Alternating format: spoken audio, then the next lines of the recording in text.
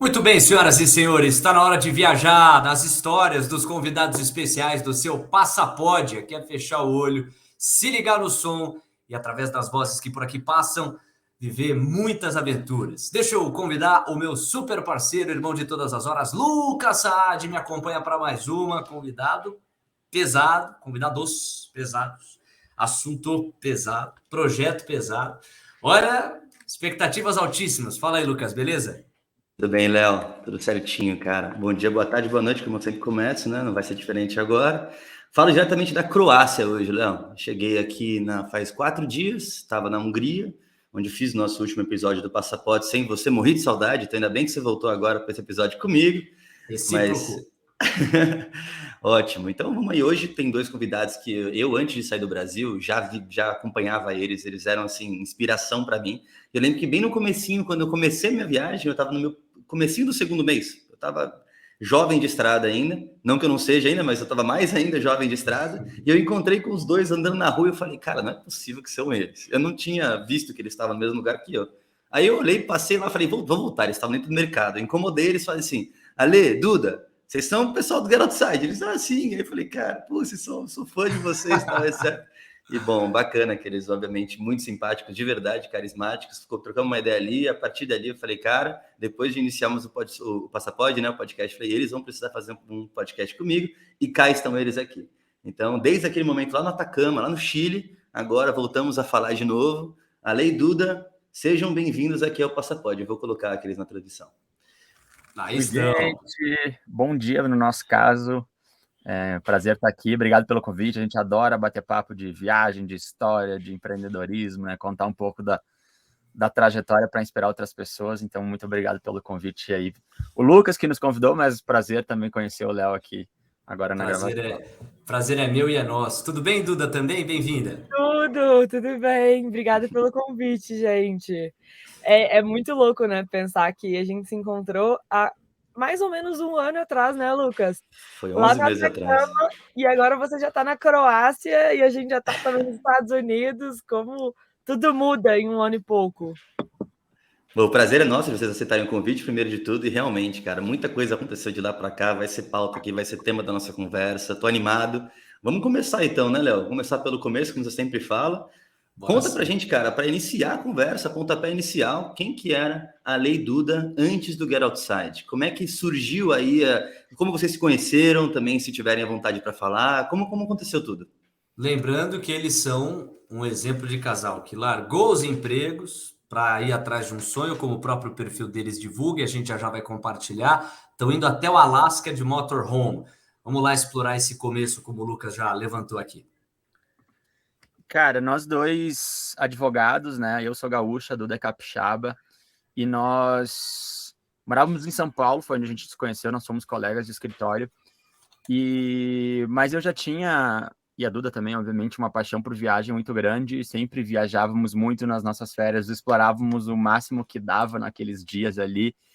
E como hobby, né, paralelo assim, ao meu trabalho na advocacia, eu tinha criado o Get Outside, né, que era um blog, né, muito antes das redes sociais aí serem alguma coisa. Era um blog onde eu escrevi inicialmente, né, as minhas viagens de férias, mas era uma dedicação muito paralela com o tempo que sobrava, então não tinha o aspecto, né, suficiente para virar o nosso projeto de vida, nosso negócio, né? Aí a Duda vem para minha vida, poucos anos depois, tudo fica melhor, obviamente.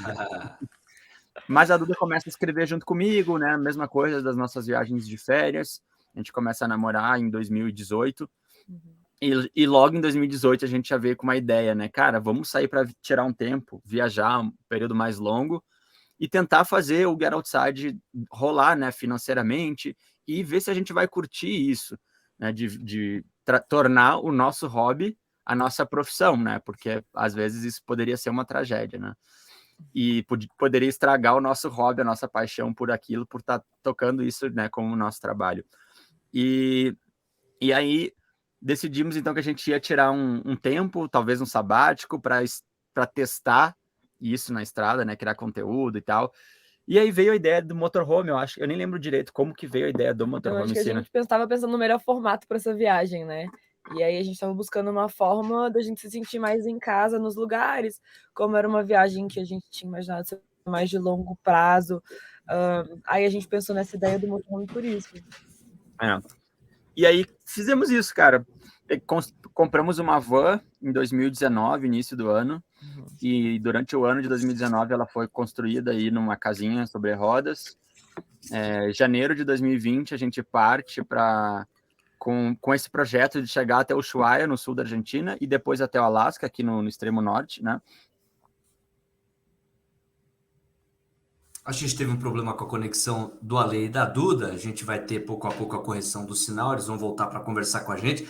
Mas eu já estou adorando a cronologia aqui. Você está entendendo bem, né? 2019, o investimento no motorhome. Inclusive, quando eu compartilhar o perfil deles aqui, você vai acompanhar os bastidores do motorhome. É basicamente a primeira publicação que está lá fixada. O sinal dele já deu uma estabilizada, eles já estão de volta aqui com a gente. E então veio o motorhome em 2019. Em janeiro de 2020 começa mesmo a trajetória, o desafio. Você entendeu bem, né? É quase, entre aspas, do Oiapoque ao Chuí na América, porque é lá para o sul da Argentina e depois o Alasca. Só que aí, meses depois de janeiro de 2020, a gente sabe o que veio. Veio a pandemia. Deixa eu devolver a bola para eles, se o sinal ajudar, e eles vão continuar conversando conosco. Paramos em janeiro de 2020. Diga aí, Ale e Duda. Aí, pode falar. A vida na estrada tem essas coisas, né? A gente fez um super investimento no Starlink para ter internet em qualquer canto do mundo, e essa é a segunda vez que a gente está usando. Então, estamos colocando em prática para ver se funciona mesmo. A internet é rápida, mas ela tem picos, corta às vezes. Sim, boa. Tá, em janeiro de 2020. Bom, aí, janeiro de 2020 a gente parte, só que em março vem pandemia, né? E a gente não tinha chegado ainda no Ushuaia, a gente estava em El Calafate, lá no sul da Argentina. E entre Calafate e Bariloche, nós ficamos 8 meses parados lá, sem poder viajar, só dentro da cidade, né? Então foi um momento que a gente teve que repensar várias coisas do projeto. Nosso projeto, tipo, não poderia continuar, obviamente, né? O mundo parou. A gente não ia chegar até o Ushuaia, não ia muito menos chegar até o Alasca, porque estava muito mais longe, muita fronteira para cruzar. E aí, no fim daquele ano, a gente acaba voltando para o Brasil, né? Fim de 2020.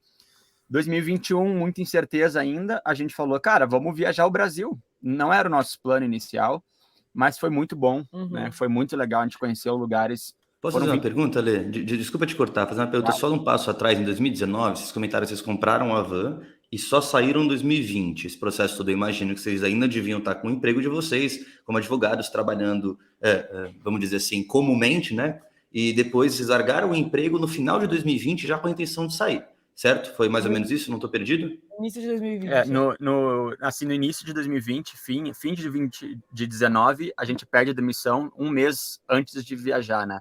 Então a gente ficou trabalhando enquanto tudo estava acontecendo, né? Sim. Então, quando vocês saíram para a estrada, vocês estavam oficialmente desempregados. Sim. Empregados no Get Outside, né? Empregados no perfeito, exatamente. Desempregados formalmente, empregados na empreitada de vocês, maravilha. E aí, durante esse mês, esses 2 meses que precederam aí a pandemia, 1 mês e meio, vocês chegaram até o Calafate. Isso. A gente conseguiu conhecer o Uruguai, conhecer uma parte da Argentina ali, né? Uma parte do Chile. Fizemos a carretera austral no Chile, voltamos para a Argentina, e quando a gente volta para a Argentina é março de 2020, então foram 2 meses aí dirigindo, e aí, enfim, a gente sabe o que aconteceu, né? Mas E nesse momento vocês estavam com uma van que não é a que vocês têm hoje. Vocês vão contar um pouco esse processo de mudança, mas era uma van antiga, e essa van que voltou com vocês para o Brasil. Isso, exato. A gente, quando veio com esse projeto de fazer uma viagem de motorhome, a gente não tinha absolutamente nenhuma ideia de quanto custaria fazer uma conversão de uma van, quanto tempo demoraria. O que a gente fez foi, vamos começar a procurar carro para comprar. E aí a gente encontrou uma van usada, né, de uma pessoa que estava vendendo, e a gente não pensou muito, era uma van boa, quilometragem ok, era uma van do tamanho que a gente queria, então a gente falou, cara, nossa oportunidade, vamos comprar. E aí eu acho que depois que a gente comprou a van, ou mais ou menos concomitantemente, aí no mesmo tempo, a gente estava fazendo orçamento. E eu lembro que a gente ficou muito impressionado com o preço. Que pra gente, na época, a gente achou que fosse ser uma coisa, tipo, baratíssima. E não era tão barata assim quanto a gente tinha imaginado. E além disso, a gente também não imaginou que fosse demorar, sei lá, 4 a 6 meses para fazer uma conversão, né? Na nossa cabeça de pessoas que não estavam familiarizados com esse universo, ia ser uma coisa assim: vamos comprar uma van, a gente vai investir uma coisinha aqui, sabe? E em 1 mês a gente já vai estar na estrada. Então, esse 1 ano foi de, tipo assim, tá, não é bem assim que funciona na prática. Na prática, você vai demorar um pouco para encontrar o carro que você está buscando, você vai demorar para encontrar uma pessoa que você se identifica para construir o seu carro, se você mesmo não for construir, né? Tem um tempinho ali para você juntar o dinheiro que você precisa para fazer aquilo, tem o tempo de construção do motorhome, tem o tempo de você fazer a mudança e adaptar o que você precisa para cair na estrada, porque também o carro vem, né, construído, mas também tem várias coisas que você precisa adicionar ali. Então, acho que todo esse tempo a gente tinha subestimado, foi mais do que a gente esperava, mas aí deu certo, caímos na estrada em janeiro. Mas basicamente 2019 acabou sendo todo esse tempo, né? Foram 12 meses com esses aprendizados todos. Frustrou um pouco a expectativa no primeiro momento? Quer dizer, vocês imaginavam pedir desligamento lá no final do primeiro semestre de 19 e acabaram tendo que fazer isso só no final do ano? Ou não? Vocês não estavam com essa pressa? Léo, eu vou te dizer por que eu acho. Eu acho que até a gente, de fato, cair na estrada, a gente não estava acreditando. Não é acreditando, a ficha não tinha caído. Sabe quando a ficha não cai? Você está vivendo a sua vida. Quando você está vivendo um ciclo, né? Trabalhando, encontrando os amigos no final de semana, e aí sempre tem algum compromisso de trabalho, sempre tem algum compromisso de família. A ficha não tinha caído de que a gente de fato ia cair na estrada, eu acho. Quando a gente sai, né? Tipo, cara, agora a gente tem que ir, né? Pedimos demissão. Aí, tipo, agora a nossa viagem tem que começar, porque a gente tá aqui parado em São Paulo, né? Tipo assim, gastando dinheiro numa cidade cara, com um motorhome na garagem, não dá. Então, temos que sair. Aí que eu acho que a ficha caiu, assim. Caiu. Então, por isso que eu acho que a gente não ficou tão ansioso. E foi um ano também de muito planejamento, né? De planejar roteiro, de ver o que a gente... Nos bastidores disso tudo, a gente estava indo atrás também de empresas para apoiarem o projeto. Então, a gente estava, além do nosso trabalho, que, né, exigia muito, a gente estava vendendo as coisas, então, né, organizando muita coisa, assim, nesse momento pré-partida. Então, foi um ano cheio, né, mesmo... Né? Tem uma frase do Amir Klink que a gente gosta muito, que eu esqueci exatamente a frase, mas que chega uma hora que você precisa partir. Parar de planejar, né? Esse 1 ano, ele pode durar 5 anos, pode durar 6 meses, pode durar 3 meses. E você sempre vai ter alguma coisa para organizar para sua viagem sair do papel, assim. Sempre vai faltar alguma coisa. Você nunca vai ter 100% tudo esquematizado. Então, se você está esperando um momento perfeito para sua viagem, eu acho que muito dificilmente esse momento vai chegar. Então, esse tempo de organização para a gente durou 1 ano, talvez poderia ter durado menos, talvez poderia ter durado mais. A gente colocou uma data de partida e falou, cara, nessa data a gente vai. Tanto que a gente saiu com algumas coisas meio que para fazer no estrada, assim, que não deram certo, assim. E aí fomos levando e a gente descobrimos que aquela seria a nossa vida, né? Tem um lapso, acho que talvez o Lucas tenha vivido isso. Tem um lapso entre estamos turistando e estamos vivendo na estrada. Tipo, nos primeiros dias você, estamos turistando. Tô de férias, né? Tô de férias. Depois você cai na real e fala, cara, isso não é isso. Eu estou vivendo na estrada, né? Eu tenho uma rotina, né? Eu tenho uma vida para organizar. Não é todo dia ver paisagem linda, adoraria. Então acho que teve esse lapso também da gente cair na real. Deixa eu aproveitar. Foi mal, Lucas. Só para eu complementar o gancho que a Duda deixou no ar, porque a frase do Amir Klink que eu encontrei em paralelo, e acho que é essa que você estava buscando lembrar, é: um dia é preciso parar de sonhar e de algum modo partir. Sim. Que traduz bem esse racional que você dividiu nesses últimos minutos aqui, de colocar a data e partir para cima. Eu não sei para onde o Lucas vai. Aí, Lucas, eu vou deixar a pergunta no ar. Você vê se é mais estratégico eles responderem essa pergunta agora ou de repente você engatilha a sua antes dela.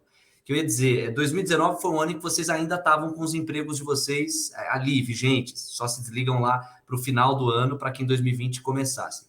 Como é que foi a relação do projeto que vocês estavam construindo aí a 4 mãos e a empresa de vocês? Vocês foram super transparentes desde o começo, só esse ano aqui para a gente é um ano de transição, quando chegar no final a gente vai desembarcar, ou não, vocês só deram esse passo e pegaram, entre aspas, a empresa de surpresa, quando vocês já tinham mais convicção mesmo do motorhome? Fiquei curioso sobre esse bastidor.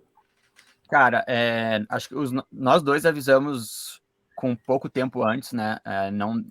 Não era viável, né? Se nós avisássemos com muita antecedência... 1 ano e meio, eles iam falar, bom...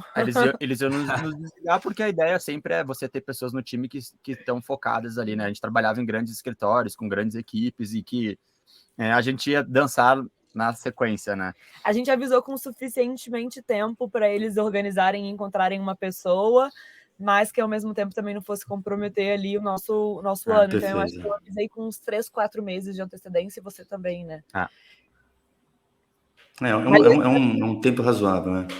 Esse ano foi difícil conciliar, né? Porque a sua cabeça está um pouquinho em um outro projeto, sem ao mesmo tempo acreditar 100% até você sair, né? Mas você já está com todos aqueles preparativos, e às vezes você quer compartilhar com alguém, né? E, enfim, e a gente guardou muito isso pra gente, assim, até com relação à nossa família, aos nossos amigos, a gente...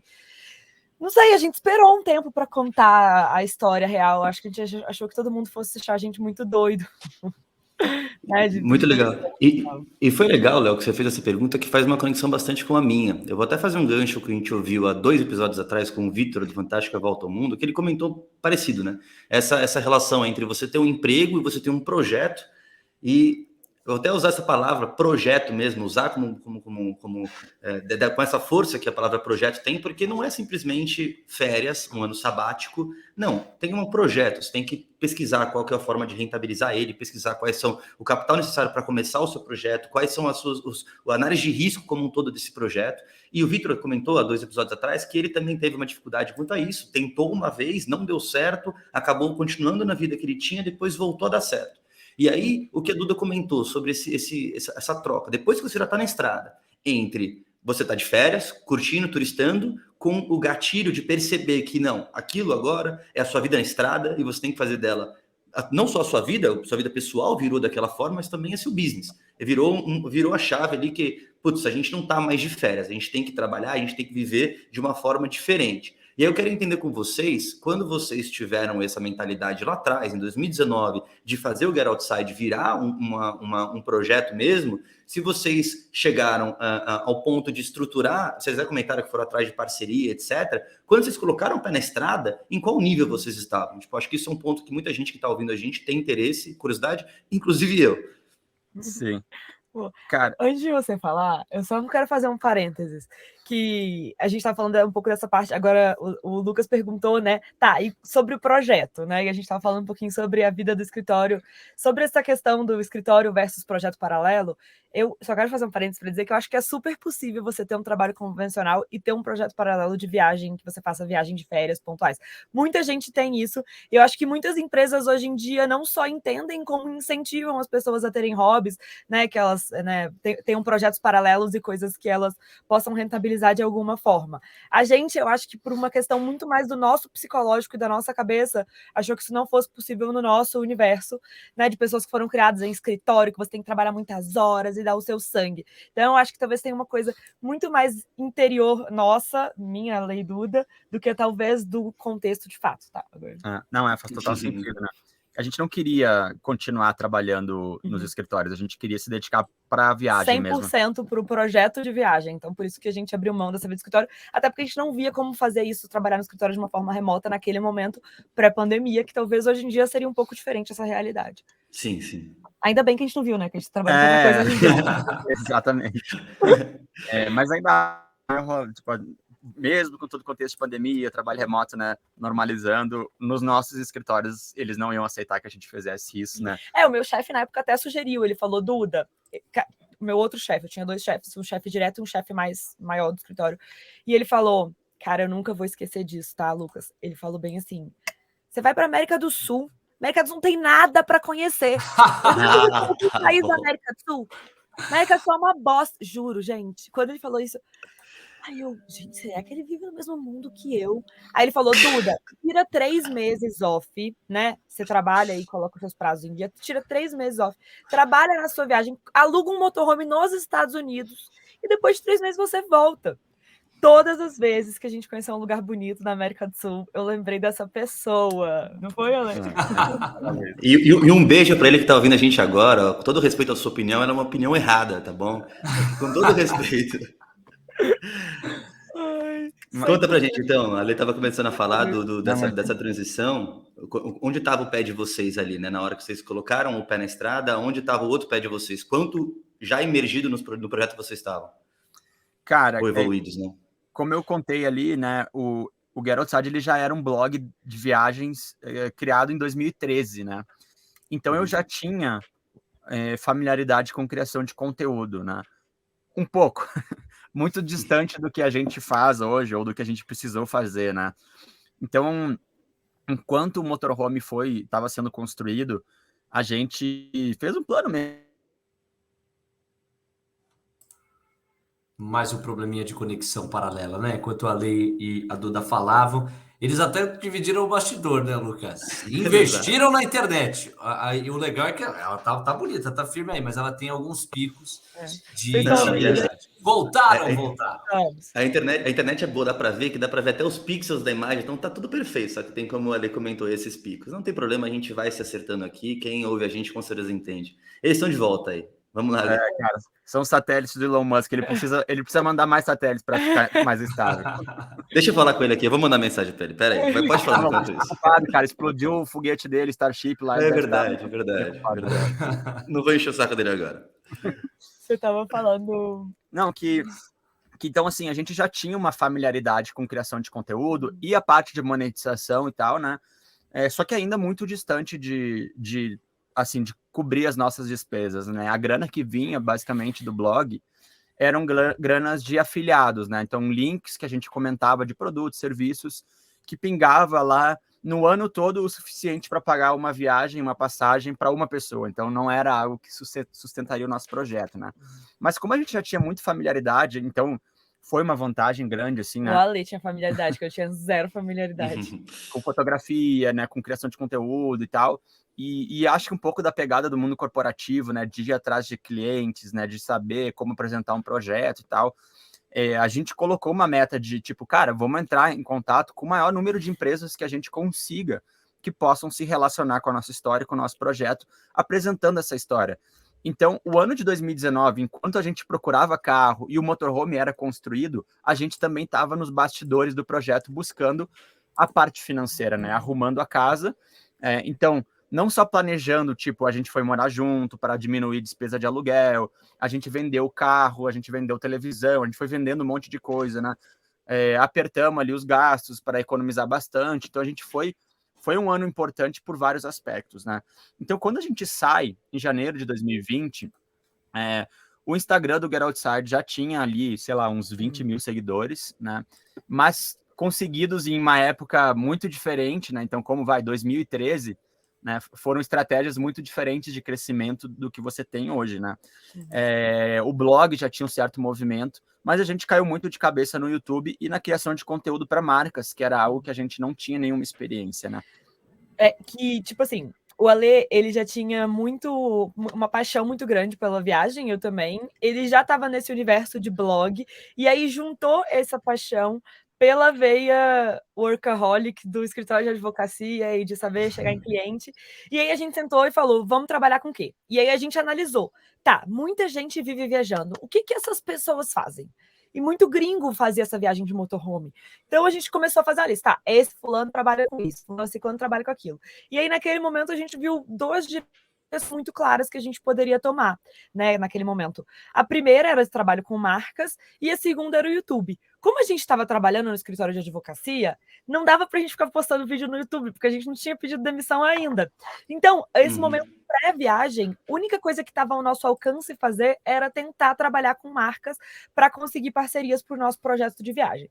E aí a gente fez uma lista com 200 marcas no Notion para a gente dar o check. Hoje em dia a gente vê que essa estratégia não foi tão assim, funcionou pra gente naquele momento, mas não é o ideal, né? Porque às vezes tinha uma marca que não tinha tanto a ver, que, né? A gente gostava, mas que talvez não tinha tanto a ver com o nosso projeto. E não tinha o fit, né? Tipo isso, nossa, umas marcas que a gente fala, nossa, muito legal, mas talvez na vida na estrada não faz tanto sentido. Tanto que dessas 200 marcas, acho que 3... Mas isso é um aprendizado muito grande, assim, né? Muita gente nos procura hoje assim, cara, eu queria conseguir patrocínio para minha viagem, como que eu faço? Cara, a gente foi muito atrás e das 200 a gente recebeu 3 sims, né? Pô, é muito pouco, mas 3 empresas para um projeto que não tinha nada, sim, era muita coisa. Então, se você pensar assim, cara, um projeto que era muito pequeno, sem relevância e sem conteúdo, porque a gente não estava criando ainda, né? Já sair com 3 empresas foi ótimo, né? Isso nos dava uns R$1.500 por mês. Não cobria os nossos custos na estrada, mas já era um começo, já era um portfólio também, né? A gente já estava exercitando, praticando ali como a gente ia trabalhar com aquilo e tal.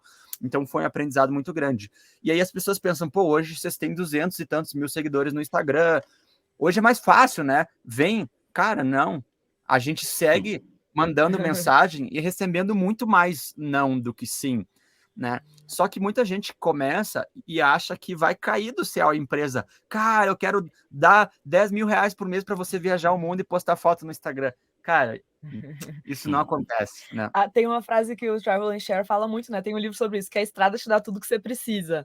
Eu acho que faz sentido, mas acho que você precisa dar um passinho para a estrada te ajudar, tá? Não vai cair, assim, as coisas não vão cair do céu, né?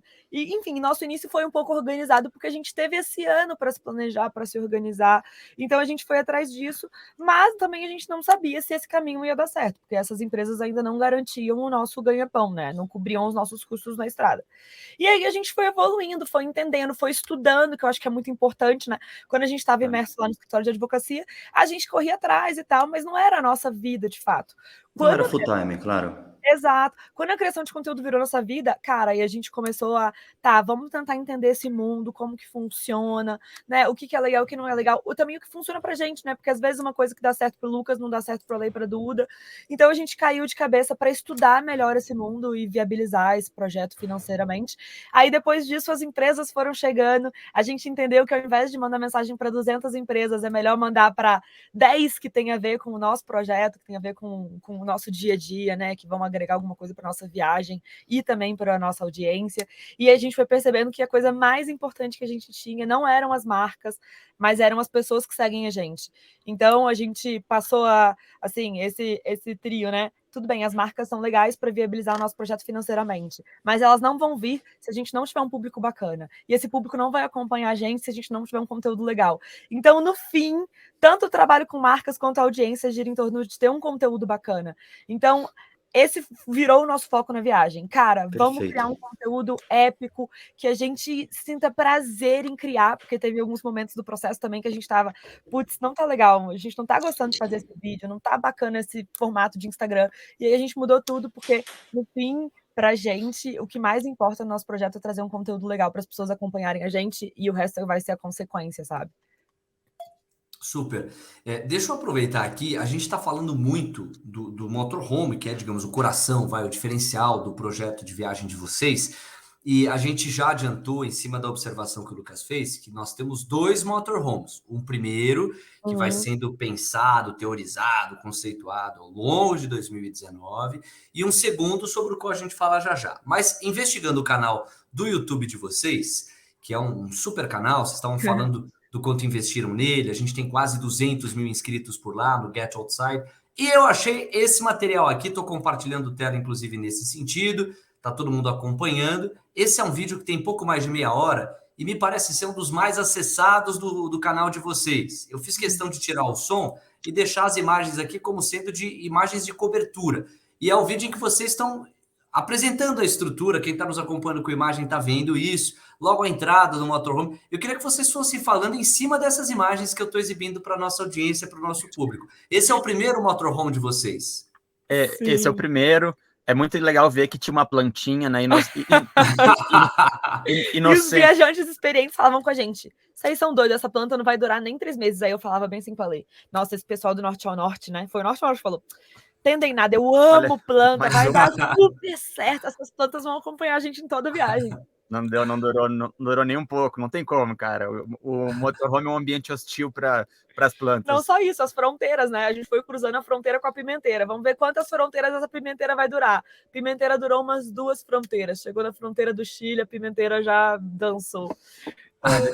Mas esse vídeo mudou a nossa história no YouTube, assim, e é um vídeo que a gente sabe que no universo de motorhome, né, pelo menos mais antigamente do que hoje já nem é tanto, são os tours, né? A galera tem muita curiosidade para ver como é a vida na estrada. Então, quando alguém faz o tour do seu motorhome, é um vídeo que geralmente é mais acessado. Tanto que se você for ver, os 3 vídeos mais acessados do nosso canal são 3 tours de motorhome, né?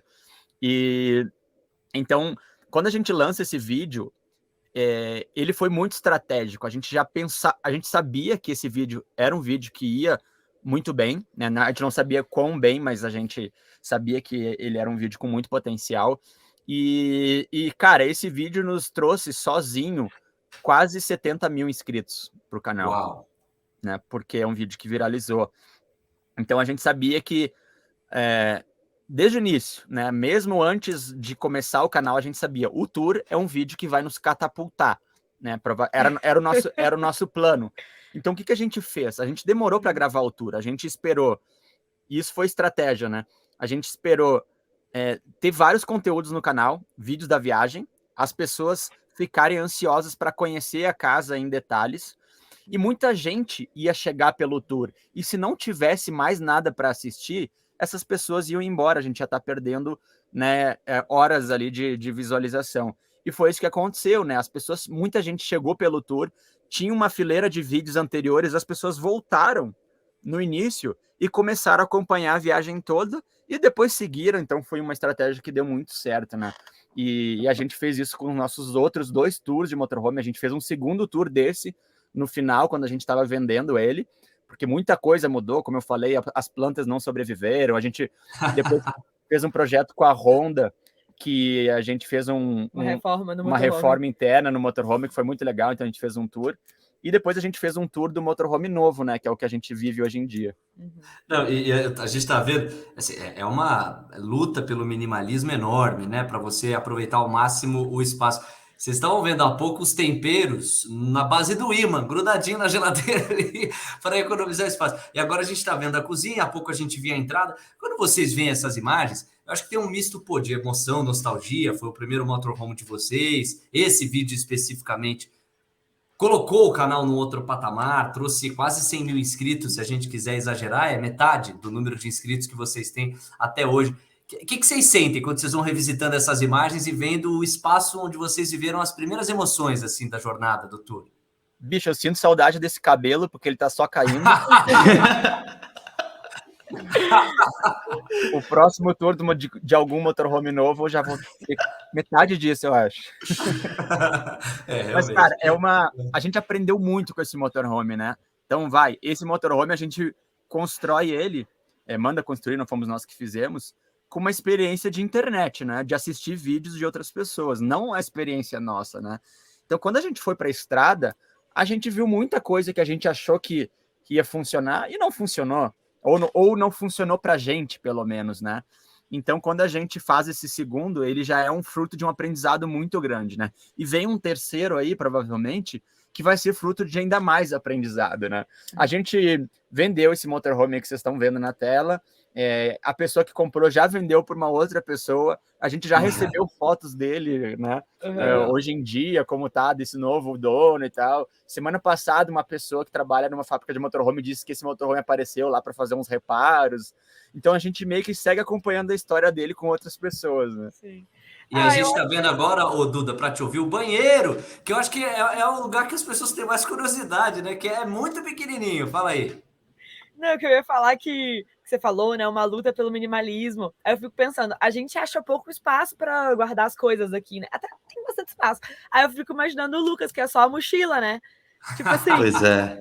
Tudo é muito relativo. Você acha um motorhome pequeno comparado com uma casa convencional, né? A maioria das casas convencionais. Mas, ao mesmo tempo, tem muito espaço se você comparar com uma viagem de mochila. Esse motorhome, quando a gente foi se desfazer dele, nossa, eu lembro que eu fiquei arrasada, né? Fiquei muito, mal, não sei o quê. E aí depois você entende também que é ciclos, né? Coisas que fazem parte da vida, né? A gente vai aprendendo, enfim. E ele atendeu a gente durante muito tempo, depois a gente quis. É igual casa nova, sabe? Às vezes você precisa mudar de casa para renovar os ares, então foi muito também relacionado com isso, assim. Tipo, vamos mudar os ares da viagem, vamos trocar de motorhome, um novo ciclo, um novo projeto e tal. Vamos falar, deixa eu fazer uma pergunta. Fala, Lucas, fala aí. Léo, deixa eu fazer uma pergunta que ela comentou, a Duda comentou já do Travel and Share, comentou do Norte a Norte, e a gente está falando aí da vida do motorhome como um todo. A gente fez a mesma pergunta para o pessoal do Abraça Trip, quando eles passaram por aqui no Passapod para a gente. Quais são as referências que vocês tiveram? E eles comentaram de vocês. Eles falaram, Get Outside. E eu quero fazer a mesma pergunta para vocês. quando vocês estavam começando, não tinha o Abraça Trip ainda, provavelmente eles devem ser uma referência para vocês hoje, como são para mim, mas quando vocês começaram, qual que eram as referências de vocês? Quando vocês falavam assim, a gente pesquisava, como viu alguns vídeos, a gente via que o vídeo do tour era muito acessado, era um vídeo muito querido. Quais eram as referências que vocês tinham naquela época, principais aí, tanto fora do Brasil, quanto dentro do Brasil? Apesar de vocês, eu imagino que sejam um dos pioneiros aí na criação de conteúdo com tanta qualidade como vocês têm, para a parte de motorhome, mas quem que eram as referências? A gente, assim, no Brasil tiveram pessoas que viajavam, o Travel Share viajava de motorhome, né, depois de um certo tempo, mas o começo da trajetória deles era de carro, né, de caminhonete, então a gente acompanhava isso. O Viagem Logo Existo há muitos anos, né, que também fez uma viagem de carro, mas acho que mais do que o formato de motorhome, a gente via ali nos dois, especialmente, nos dois projetos, essa questão de transição de carreira, né, de tipo assim, de ter largado... Esses dois projetos que ele tá falando é o Travel and Share e Viagem Logo Existo. Sim. De ter largado o mundo corporativo e viver na estrada criando conteúdo e tal, porque essa era isso é um aprendizado que a gente teve, assim, as pessoas se conectam com as histórias, né, dos outros, e a gente se conectava muito com eles por isso, porque, tipo assim, pô, eles largaram essa vida, né, o Viagem Logo Existe, os dois trabalhavam no Citibank, os caras tinham uma rotina pesada, mas também com um bom retorno financeiro e decidiram viver essa vida, né? Então, quando a gente abre mão dos nossos trabalhos, a gente seguia com ambições financeiras e de conquistar coisas que a gente não queria largar, né? Então, ver pessoas que largaram o que a gente vivia para viver o que a gente gostaria de viver, era a maior inspiração, mais do que o conteúdo em si, mais do que viver viajando num carro e tal, né?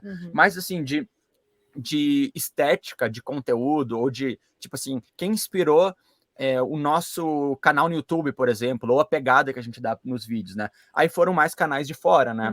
A gente gosta muito até hoje de Iman Beck, Karen Nate, que são dois canais que... O Karen Nate, talvez o maior do mundo no universo de viagens, um dos maiores. Na época tinha o Trent Nelly, lembra? Que tinha, os The Madness, que a gente depois virou amigos. Sim. Então a gente acompanhava muito canal de fora do universo dessa cultura van life, que aí sim, eu acho que existiam poucos viajantes no Brasil, né? Acho que o Norte ao Norte ali, ainda na Doblô, que eles tinham uma Doblô, né? O Treveleiro estava construindo, mas não estava viajando ainda, então tinham poucos viajantes de motorhome no YouTube, né? Sim. E por que vocês decidiram fazer YouTube? Aliás, vocês fizeram os dois, claro, fizeram dois, o tipo de plataforma que a gente chama de plataforma mais instantânea, que é Instagram, etc., vídeos curtos e fotos, e tem o YouTube, que é uma produção um pouco mais complexa, vamos dizer, vídeos longos. Por que vocês decidiram dar o foco para vídeos longos? O que originou essa? Foi a questão da monetização, por ser uma plataforma mais monetizável? Foi o estilo de vocês? O que decidiu? Como foi a decisão de vocês? Boa pergunta. Boa pergunta, né? Acho que a gente via que os projetos grandes se dedicavam ao YouTube, né? Ainda sem muito noção do retorno financeiro disso, né? Mas a gente viu um potencial muito grande de construção de audiência, de criação de comunidade, assim, as pessoas se identificavam muito. Tipo assim, um vídeo longo você tem uma oportunidade de passar uma mensagem mais profunda. Quando você tem mais tempo para se conectar com as pessoas, você consegue trabalhar melhor aquilo que você tem para dizer, e eu acho que as pessoas acabam se conectando. Tipo assim, em um vídeo do Instagram, a gente tem 1 minuto e tem que ser o mais rápido possível. Verdade, no pico! No clímax ali. A internet nos tirou aqui a sequência do raciocínio deles. Legal, é uma das coisas que eu tenho mais curiosidade, porque muitos criadores de conteúdo, quando vão iniciar essa vida, eles têm essa dúvida, né? Muitos, na verdade, acho que 95, 90, eu diria até mais de 95% dos criadores, quando entram, falam assim, eu vou fazer tudo. Vou fazer Instagram, vou fazer TikTok, vou fazer YouTube, vou fazer tudo. E aí tem essa, depois que a pessoa amadurece, inclusive eu, tá? A pessoa quando amadurece depois um pouco na estrada, percebe que não só o tempo hábil... Desculpa. Isso dá trabalho, né? Bem, impressionante, exatamente. E são trabalhos totalmente diferentes. Você tem que fazer a criação de conteúdo de uma forma diferente, você tem que conversar com um público diferente. Inclusive, o público que gosta de YouTube não gosta de... Assim, não é que não gosta, mas é um público muito específico do YouTube. Sim. E o público do Instagram e TikTok também. Bom, o sinal voltou. Tô curioso. Continua. E a gente viu que, então, cara, a gente conseguia... né, construir assim, uma mensagem legal no YouTube, passar as coisas mais em detalhes. E a gente foi. Mas no início do projeto, a gente tinha uma dedicação, cara, um pouquinho melhor para o Instagram do que para o YouTube, mas os dois correndo em paralelo, correndo juntos com muita dedicação, mas a gente via que, especialmente no início do projeto, a gente conseguia mais trabalho a partir do Instagram, as marcas tinham mais interesse no Instagram do que no YouTube, né? E isso, com o tempo, foi virando onde o YouTube hoje tem uma relevância muito grande em termos de receita para a gente e tal, de parcerias, e a própria monetização do YouTube, né? Então, assim, hoje em dia eu acho que o YouTube é a nossa principal plataforma, a gente se dedica para as duas prioritariamente, né? Mas isso com o tempo foi virando, assim, a gente foi virando o jogo mais em direção ao YouTube do que para o Instagram, né? Só deixa eu entrar aqui, bem leiga a pergunta. A monetização do YouTube interessa mais do que a monetização do Instagram? É mais atraente para o produtor de conteúdo focar energia no YouTube do que em relação ao Insta? Por quê, se isso é uma verdade? Cara, são coisas diferentes, assim, né? O YouTube tem o programa de parceiros do YouTube, que ele compartilha uma parte das receitas de publicidade com o dono do canal, né? 55%. Então, você vê um ganho direto entrando ali, né? Todo mês, depois que você passa a barreira lá de 1.000 inscritos e 4.000 horas assistidas, todo mês você vai ver uma graninha caindo diretamente na sua conta, né? O Instagram, ele é muito incipiente, ele tem horas que você vem, consegue monetizar Reels, consegue monetizar Live, daqui a pouco esse teste acaba, fica sem... Então, ele não tem esse fluxo de receita direto da plataforma, né, ou de uma maneira consistente e bem madura, como é o programa de parceiros do YouTube. Então, hoje em dia, e, cara, a gente fala de grana sem problema nenhum, né? A gente tem um produto que a gente revela as nossas receitas, mas hoje em dia o YouTube nos dá na casa de 6.000, 7.000 reais por mês só do YouTube. Só nessa divisão de receitas. O Instagram não nos dá isso, né? Mas, assim, além disso, é porque, assim, a gente pode falar mal do Instagram porque a gente ama o Instagram, tá? A gente trabalha com o Instagram, então a gente tem todo o direito de falar mal do Instagram. Não é falar mal, eu sinto que é uma relação diferente do criador de conteúdo e eu posso estar enganada aqui. A barreira de entrada do Instagram, ela é um pouco mais baixa. Qualquer um consegue fazer um perfil, postar fotos e vídeos hoje em dia, né? A gente tá mais acostumado com isso, escrever textos. O YouTube eu já sinto que tem um pouco mais de dedicação, então a barreira de entrada já é um pouco mais complicada. Mas eu sinto que no dia a dia, a relação do de conteúdo com a plataforma é muito diferente no Instagram e no YouTube. Por exemplo, o Instagram, para o Instagram ir bem, para o seu perfil ir bem, você tem que consumir a plataforma, né, no geral. Então, você tem que estar sempre ali respondendo as pessoas, você tem que estar sempre ali criando conteúdo instantâneo, né? Por mais que você atrase, tipo assim, a gente tem um delay com relação a segurança, né? Você tem que estar todo dia postando stories, todo dia postando no feed, todo dia respondendo as pessoas, todo dia comentando no post de outras pessoas. Então, você está imerso na rede social. O YouTube, eu sinto que é um pouco diferente. A gente passa 5 dias da semana gravando, então a gente já não está na plataforma.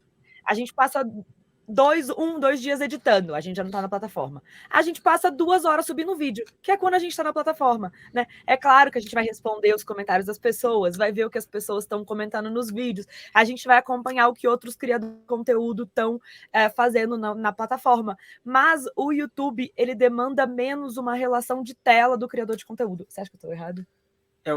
Eu tô seguindo, acho que eu concordo. Tipo assim, você não precisa estar 100% imerso no YouTube para você criar um vídeo legal no YouTube. Claro que consumir referência é importante, tudo, mas eu sinto que a relação do criador de conteúdo com o YouTube, ela é menos instantânea do que com o Instagram, assim. E, Léo, tipo assim, a receita do YouTube, ela não depende, por exemplo, de você ir atrás de parcerias, né? E ficar buscando, e vem, não vem, e aí cancela contrato e tal.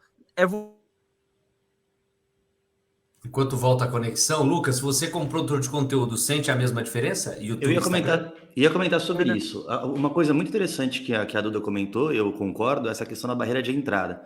Só para depois, já voltaram aqui o sinal deles, mas só para complementar aqui, essa barreira de entrada eu concordo muito, porque inclusive aconteceu isso muito comigo. Eu sou uma pessoa que eu tenho, por meu estilo de produção de conteúdo, concordo muito com o que a Duda falou sobre você conseguir passar a mensagem de uma forma mais diferente. Eu me considero mais um contador de histórias, então uma história é muito melhor contada num vídeo um pouco mais longo do que no Instagram, e o meu Instagram decolou.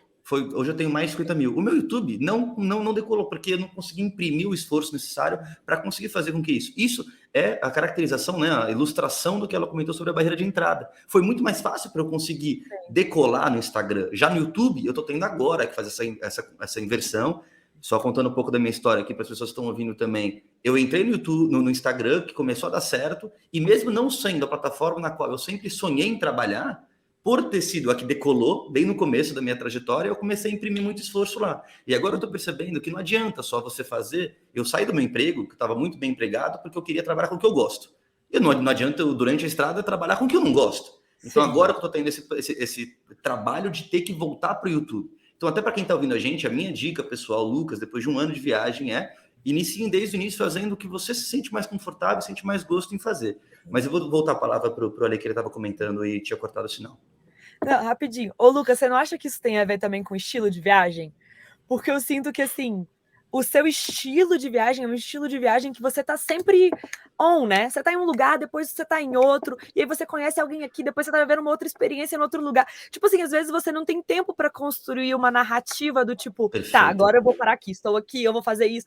Tipo assim, eu acho que isso também tem, a plataforma também tem a ver com o estilo da sua viagem, né? Tipo, talvez pra você fazer um vídeo no YouTube, aí você ia ter que parar 2 horas para subir o vídeo. A gente tá há 2 dias parado aqui editando vídeo, né?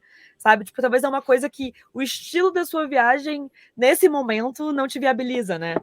Sim, né? Perfeito. Eu concordo 100%. Inclusive, é isso que eu estou tentando mudar agora. O estilo da minha viagem de ser um pouco mais lenta.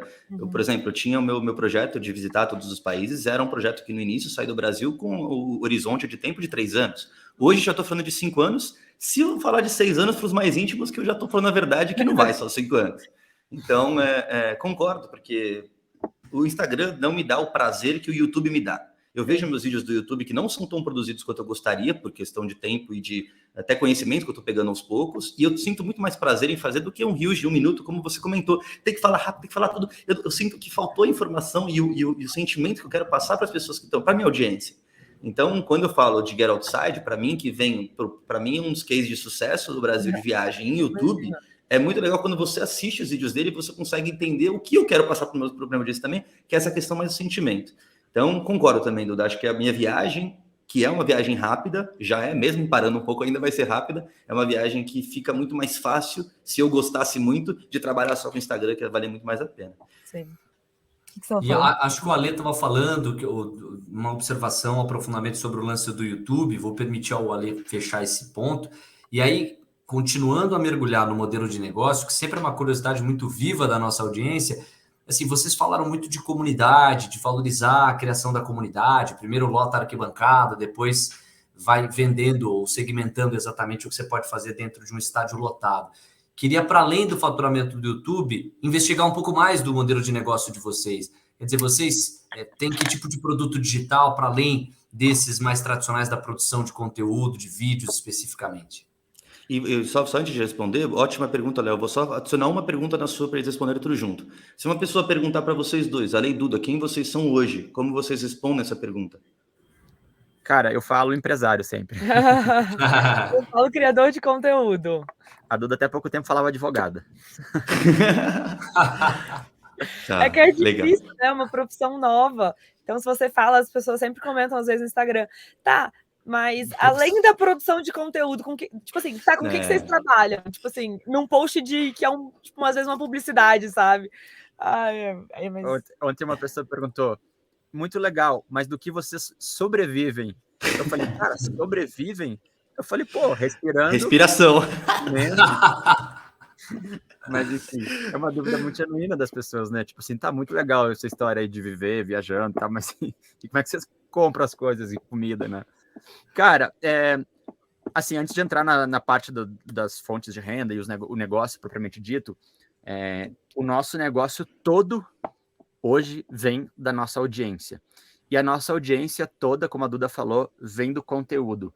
Então, é um negócio que a gente sempre fala para os nossos alunos, assim, o conteúdo é rei. Nunca, né, deixem o conteúdo de lado pensando numa parceria ou no que for. Porque, cara, um conteúdo bem criado traz pessoas, as pessoas trazem o dinheiro, né? Seja...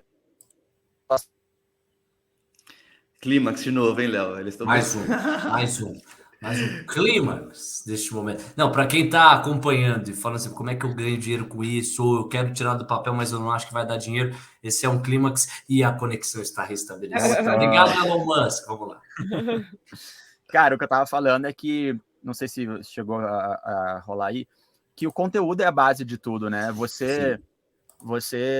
Tudo vem a partir do seu conteúdo. As pessoas seguem você e acompanham a sua história a partir do conteúdo. As marcas querem anunciar na sua audiência por causa do seu conteúdo, e você vende seus produtos a partir do conteúdo. Então, como a gente tem muito aluno em curso, e a galera sempre vem, tá, mas e as parcerias, como é que eu vou conseguir? Aí eu vou olhar o Instagram da pessoa, tipo assim, cara, você precisa trabalhar no seu conteúdo, né? Depois pensa nisso, depois pensa nas parcerias, porque se o conteúdo estiver redondo, a coisa não vai acontecer, né? É que é difícil falar isso quando a pessoa...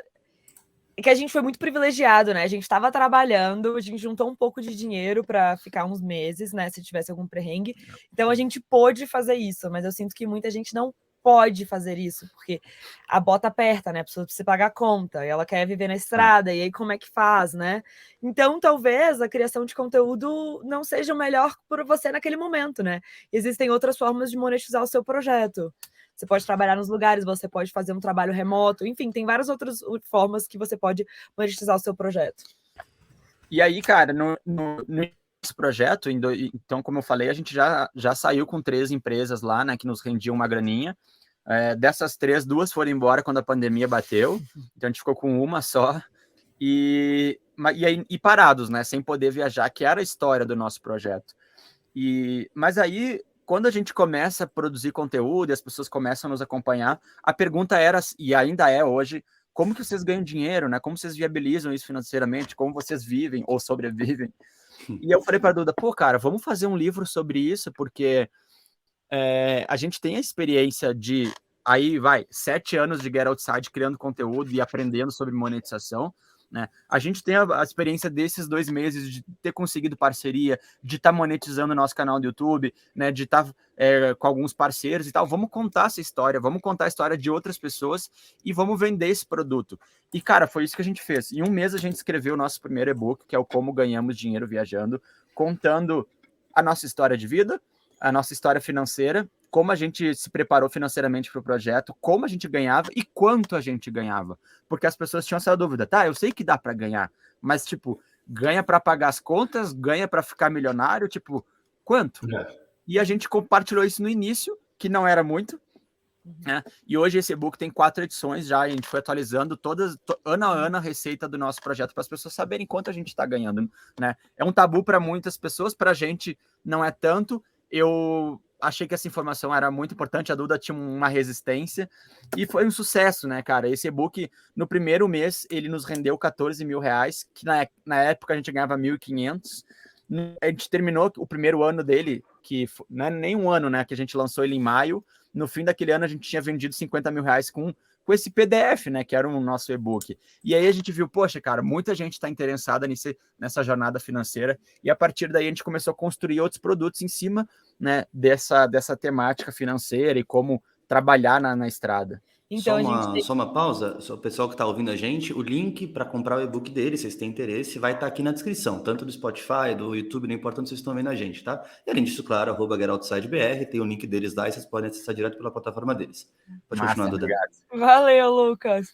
Além desse e-book sobre como ganhamos dinheiro viajando, a gente fez um e-book que são livros de receitas, receitas práticas vegetarianas que a gente faz na estrada. Depois a gente criou um curso Viver Viajando, que foi bem legal, mas acho que agora tá fechado, né?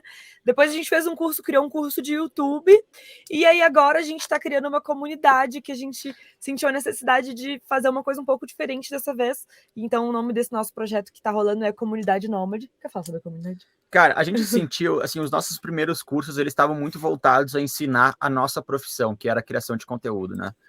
E a gente sentiu que das pessoas que nos seguiam e as dúvidas que apareciam, era uma pequena parte que queria criar conteúdo. As pessoas querem viajar como a gente viaja, mas não necessariamente elas querem criar conteúdo, né? Perfeito. Então a gente está criando um produto para ajudar essa outra enorme parcela das pessoas que nos seguem, que é ensinar as pessoas a viajar, né? Então, toda a parte de planejamento financeiro, toda a parte de como conseguir trabalho online ou nos destinos, como economizar na organização da sua viagem, né? Seja ela de motorhome ou de mochila, de viagem. Basicamente para ajudar as pessoas a tirarem o sonho de viagem delas no papel, seja elas querendo criar conteúdo ou não, e também um espaço para as pessoas se identificarem e trocarem ideia, porque quando a gente estava no escritório, a gente sentia muita falta de poder falar com alguém, sabe? Tá, mas e como é que foi pro Lucas? Como é que foi pro Léo? Como é que é isso na prática? O que funciona? Né? Então, tudo isso a gente sentiu muita falta de ter um espaço de pessoas que estão vivendo esse mesmo contexto que a gente. Então, a gente imaginou que fosse ter um projeto legal para unir pessoas que têm interesses comuns também, né? Para elas aprenderem juntas, para a gente falar um pouco da nossa experiência e para trazer a experiência de outras pessoas que vivem isso na estrada. Maravilha. Valeu. Não, eu tenho duas... Uma coisa meio paparazzi aqui que eu vou fazer, mas duas observações importantes para eu colocar. Na verdade, tem uma pergunta de bastidor e as duas observações que eu vou ilustrar com coisa. Deixa eu ir para a parte de bastidor. Vocês falaram que vocês estão 2 dias editando vídeo no YouTube. Acho que isso acende a curiosidade para muita gente que acompanha e fala assim, pô, como é que é o corre para continuar alimentando o conteúdo? Como é que vocês se dividem? Um de vocês se especializou na edição? Qual que é o tempo de produção para vocês fazerem as publicações? Clímax! Mais um clímax. É o terceiro clímax dessa edição. Eles estão fazendo de propósito. Com a gente. Na hora de responder a pergunta, é bom para reter. Retenção de audiência. Eles sabem disso. Não é uma pergunta de você, não. Quantas horas vocês dormem por noite? A internet não trava. Mas quando a pergunta é, não, qual que é o segredo da vida? Trava. É um negócio impressionante. Vamos lá. Assim, desde o início, a divisão era muito eu cuidando do YouTube, Duda cuidando do Instagram, né? E ainda hoje é assim. Eu já tinha muito mais familiaridade com câmera, com edição, né? Então, mesmo na advocacia, o meu hobby sempre foi muito audiovisual, eu sempre gostei muito de foto, de vídeo. Então, essa foi a divisão natural do nosso projeto e ela segue assim até hoje, né? A gente tem um vídeo por semana no canal, então o nosso tempo é dividido basicamente em... Eu acho que ele mesmo faz edição, né? Pelo que eu acompanho eles também no Instagram, e eles comentam sempre. Acho que ele até tem, o Ali, às vezes, ele faz uns conteúdos que ele mostra, ele editando. Não, mas pode falar. Faz parte do jogo, tá todo mundo acostumado. Aqui no Passaporte, a gente sabe que a conversa de bar acontece isso. Vamos embora. Então, hoje a gente tem um vídeo por semana no canal, né? Então, a nossa semana é basicamente, tipo assim, a gente grava um vídeo durante aquela semana e chega na sexta, a gente começa a sentar para editar, para que ele vá ao ar no domingo, né? Então, hoje a gente está gravando, é domingo, hoje tem vídeo. Ontem eu basicamente fiquei o dia inteiro editando, hoje eu vou finalizar ele para subir para o canal. Então, basicamente é mais ou menos assim, né? Hoje em dia, nós... Agora foi a vez da Duda. Eles estão revezando. Elon Musk tá bravo com eles de alguma forma. Não sei porquê, mas deve estar bravo com eles. Marcação cerrada de Elon Musk. Vamos ver se os dois voltam para encerrar essa parte do YouTube. Pronto, estamos te ouvindo.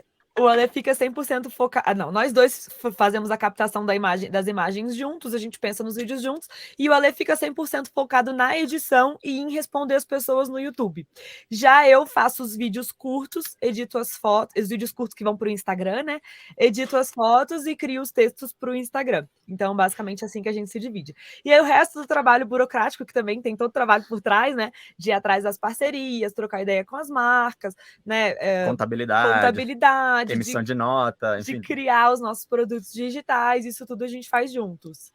E vocês não têm equipe? Uma pergunta, porque tem muito criador de conteúdo com equipe, que faz um suporte, uma assessoria, uma ajuda. Vocês fazem tudo por vocês dois? A gente não tem ninguém que ajuda a gente na criação de conteúdo, no conteúdo em si, nem nas fotos, nem nos vídeos, nem nas edições. Hoje em dia, a gente tem 2 pessoas que ajudam a gente nos produtos digitais, então quando a gente vai lançar algum produto, essas pessoas nos ajudam, uma pessoa de tráfego e um estrategista que ajuda nas copies dos nossos produtos, no lançamento dos produtos. E recentemente a gente contratou uma pessoa para diagramar um e-book. Foi as únicas, sim, são as únicas. Mas o processo criativo ali, toda a parte de criação de conteúdo, a gente segue, né? Poderia já estar talvez passando edição de vídeo, que é um processo que toma muito tempo, né? E tempo é muito valioso. Mas também tem um pouco do tipo assim, cara, eu saí da advocacia, eu especialmente falando da minha decisão, eu saí muito porque eu queria viver o audiovisual, eu queria fotografar, eu queria filmar, eu queria editar, e é um prazer que eu tenho a edição, né? Então, enquanto muito canal está aumentando a frequência dos vídeos para um vídeo por dia, a gente diminuiu para um por semana, porque para mim, viver esse processo criativo também é algo que eu quero ter prazer de fazer, sabe? Muito legal. Muito bem. Posso atacar o paparazzi aqui? Manda bala, Léo. Então é o seguinte, porque nossa audiência está empolvorosa. O público do Passaporte é um público romântico, de coração aquecido, que nos mandou algumas encomendas aqui no privado e me obrigou a compartilhar uma imagem para vocês comentarem em cima. Porque a pergunta que não quero falar, não quer calar, muita gente perguntou para nós assim, existe amor sobre as 4 rodas? E quando a gente olha para a produção de conteúdo de vocês, há um vídeo especificamente que fala por si. Nós temos aqui um vídeo de título Casamos com Elvis em Las Vegas. Todo mundo quer saber que história é essa. Todo mundo quer saber. Podem comentar. Confesso por um segundo que eu estava achando que você estava perguntando pra gente se dava para ter relação sexual na van.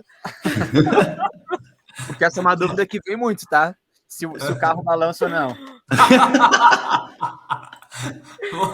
Então, nesse caso, eu mirei na lua e acertei nas estrelas. Vocês viram a verdade? Cara, eu acho que a gente se ama, né, Alexis?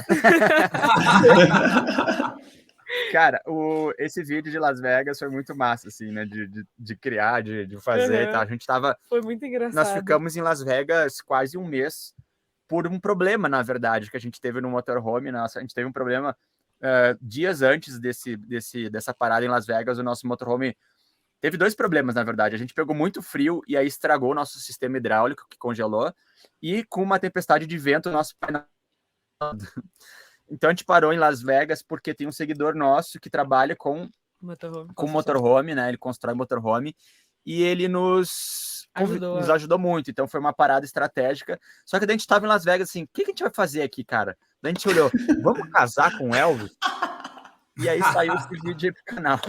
O Ale ficou morrendo de vergonha, eu tava vivendo o dia da minha vida, não conseguia parar de rir. Mas foi muito divertido. Olha o Elvis aí, ó, ao vivo, olha lá. Mas muita gente pergunta, tipo assim, tá, mas vocês... tipo assim, tá, é tudo conteúdo? E não é, tipo assim, né? É a nossa vida, sabe? Tipo assim, a gente vive essas coisas. Não é que a gente faz as coisas pensando no conteúdo. A gente vive as coisas legais e elas acabam virando um conteúdo, né? Que é o perfeito, né? Que é o elo perfeito. Você viver e conseguir registrar as suas vivências, não ao contrário, né? E tem coisas que a gente vive e não registra, né? Provavelmente com o Lucas também assim. Cara, tem muitas coisas que a gente vive e não registra, né? E enfim, faz parte também do processo. Nossa, eu queria me matar nesse dia, tá? Uma pergunta para vocês. Vocês já tiveram alguma cerimônia? Mais de uma, né? Porque uma vocês tiveram. Tiveram mais de uma cerimônia de casamento já? Vocês eram casados antes? Já éramos casados. A gente casou quando a gente já tava viajando, né? A gente começou a viajar, a gente namorava. E aí, quanto tempo depois? A gente casou em 2021. A gente casou em 2021. Outubro de 2021. Namoraram quanto? Cara... Antes de cair na estrada, 1 ano e meio, né? A gente tinha 1 ano de namoro quando a gente partiu. 1 ano só, não? Sim, a gente começou a namorar em abril de 2018. E 1 ano e pouco, vai. Não, e a gente parte em janeiro de 2020. Então, tinha 1 ano e tanto aí de viagem, de namoro, né? Pergunta dos apaixonados platônicos. O que a estrada une? Ninguém separa? Cara, é um desafio, tá? Vou dizer assim... Nossa, Aleixo! Para quem não viu com imagem, assim que o Léo perguntou, a Duda balançou a cabeça fazendo que sim. Cara, a nossa vida antes era... A gente se via no fim do dia, né? Então... E hoje a gente tá junto 24 horas por dia. Trabalhando juntos, né? E o que traz um desafio muito grande. Então, a gente tem problemas hoje, assim, no relacionamento, e brigas, e discussões, e desavenças ali, e diferenças que antes não apareciam. Né? Mas o que acontece? A gente fala muito isso. A estrada potencializa os pontos fortes e os pontos fracos dos relacionamentos. Então, tipo assim, se você tem um relacionamento que você briga muito...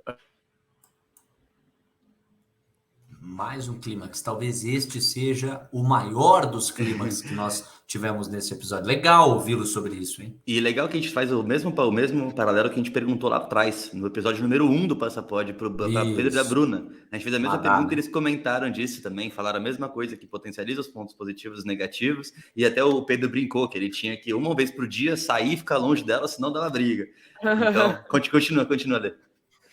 E é isso, cara. Então, hoje a gente tem discussões e coisas que a gente não tinha antes, né? Mas isso, por um lado, fortalece. Você entende, tipo assim, cara, relacionamentos têm diferenças. Mas ele falando assim, parece que a gente briga muito. A gente não briga tanto assim, não. A gente briga pouco, mas antes a gente não brigava nada. A gente saiu de não brigar nada para brigar de vez em quando. O que eu também acho que faz parte do amadurecimento do relacionamento. Assim. No início, a gente não tinha que lidar com questões complexas que envolvem os dois, né? Tipo assim, hoje em dia a gente tem que pensar na grana juntos, a gente tem que pensar onde a gente vai dormir juntos. Antes era tipo, cada um vivendo sua vida e a gente se encontrava e era muito... Então, acho que também é uma coisa de amadurecimento do relacionamento. Mas eu acho que, assim, como a Lê falou, a estrada pode ou acabar com o seu relacionamento, ou fortalecer o seu relacionamento, ou você vai demorar um tempo aí fortalecido e vai ver que no futuro aquele relacionamento não era para você, porque eu também acho que a viagem muda muito a pessoa. Então, o que acontece muito, eu acho que às vezes você começa a viagem com uma pessoa, você é uma pessoa, e depois acaba mudando. Não, sem dúvida. Inclusive comigo, né? Travou mais uma vez ali o áudio deles, mas reforçando o que ela disse, não só com eles, tá? Não só quando você está em casal. A viagem muda 100% da pessoa. Aconteceu comigo, aconteceu com qualquer outras pessoas também que passaram pra gente aqui. Senão já voltou do que você quer completar. Eu acabei completando a sua frase porque isso. Você namorava antes, Lucas? Ou você... Não, eu cheguei a namorar antes, eu tinha esse sonho de viajar, legal, até abrindo um pouco da minha vida aqui, eu tinha esse sonho de viajar e eu compartilhava isso com a minha ex-namorada, e ela não tinha esse sonho, era uma pessoa muito mais família, e ela ficava, não, como é que eu vou ficar longe da minha família? Eu falei, não, mas eu preciso fazer isso, eu quero fazer isso, e não vou dizer que foi um dos motivos do nosso término, mas acabou terminando e depois eu vi que isso foi muito positivo, tanto para mim quanto para ela. Hoje, ela tem uma filhinha, tá casada, e eu tô aqui vivendo minha vida. Então, isso realmente é bem positivo. Deixa eu fazer uma mudança de assunto total, Léo. Vamos voltar agora para o Get Outside como um todo, como projeto, porque a gente parou naquele momento lá atrás, quando eles estavam no Calafate, iniciou a pandemia, ficaram 8 meses travados ali naquela parte mais ao sul da América do Sul, e depois voltaram para o Brasil depois de 8 meses. E a gente parou para falar de outros assuntos que foram muito produtivos, mas queria voltar ali para entender um pouco mais com vocês qual foi a evolução do projeto, saindo um pouco da parte de monetização agora. Cara, a gente viveu várias fases, eu acho, assim, né? De entender o que a audiência queria, em geral, essa volta para o Brasil não foi positiva para a gente em termos de conteúdo, porque tudo é aquilo sobre construção de audiência, né? As história era outra. As pessoas chegaram muito no nosso perfil para ver 2 ex-advogados que estavam indo até o Alasca de motorhome, né? Então, aquele vídeo que bombou no YouTube, as pessoas viram, pô, os caras vão até Alasca, eu vou seguir, vou acompanhar. E aí isso acaba, né? Porque a gente ficou 8 meses sem poder viajar e quando volta para o Brasil não era o que as pessoas, né? Não foi o que a gente vendeu para elas. Então, para a gente ali foi ruim, né? Os nossos números caem, né? Financeiramente até começou sempre foi muito estável e crescendo, mas em termos de números não foi positivo para a gente. Para nossa audiência não foi bom, mas para as parcerias foi bom, porque era um momento que a gente estava no Brasil, podia coisa, então podia fazer mais parceria. Então, nesse aspecto da parceria foi bom, mas no aspecto do conteúdo não foi tão bom. E também na nossa cabeça, acho que não foi bom no conteúdo, porque na nossa cabeça não era isso que a gente queria. Embora o Brasil seja um país incrível e a gente tenha amado viajar pelo nosso país, foi muito legal, foi um momento muito bacana da nossa vida também, de poder rever a nossa família, ficar mais perto dos nossos amigos. Mas, por outro lado, o nosso projeto não era esse. A nossa cabeça estava na viagem do exterior e quando a fronteira ia abrir, sabe? Então, enfim, aí a gente teve esse momento de Brasil, passamos 1 ano e pouco no Brasil. E aí, quando finalmente... Acho que cortou, né? Não. Vamos ouvindo, pode continuar. E aí, depois, quando finalmente a gente viu que as coisas estavam começando a melhorar, que a gente poderia retomar a nossa viagem, a gente já estava falando da ideia de fazer um novo motorhome para retomar o projeto da viagem até o Alasca. E aí esse novo motorhome veio por alguns motivos. Primeiro é que a gente queria dar uma mudada mesmo. Segundo, que a gente tinha visto que algumas coisas a gente queria implementar no motorhome, mudar por causa desse tempo de prática na estrada que a gente viu que poderia funcionar melhor pra gente. E também a gente queria ter um carro mais novo. A gente comprou o nosso carro antigo, era um carro usado, um carro de 2012, como a gente ia retomar a viagem, e a gente estava de fato vendo que a gente ia morar no motorhome, porque no início foi uma coisa assim, tipo, vamos fazer uma viagem. Uma aventura, sim. Vamos ver como vai ser, é uma coisa de... Então a gente não pensou num motorhome para a vida, a gente pensou em um motorhome para uma viagem do Ushuaia até o Alasca. Nesse segundo contexto, a gente já viu, assim, tá, como vai ser um motorhome para a vida?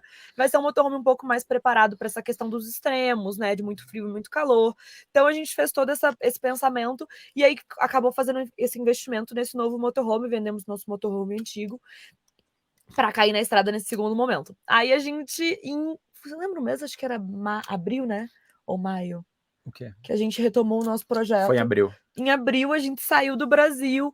De 2021, isso, certo? 2021. 22. 22. Então, vocês ficaram no Brasil, então, perdão, só para acompanhar cronologicamente. Vocês voltaram para o Brasil no final de 2020 e ficaram no Brasil durante um ano e 4 meses, e abril de 2022 vocês voltaram para a estrada.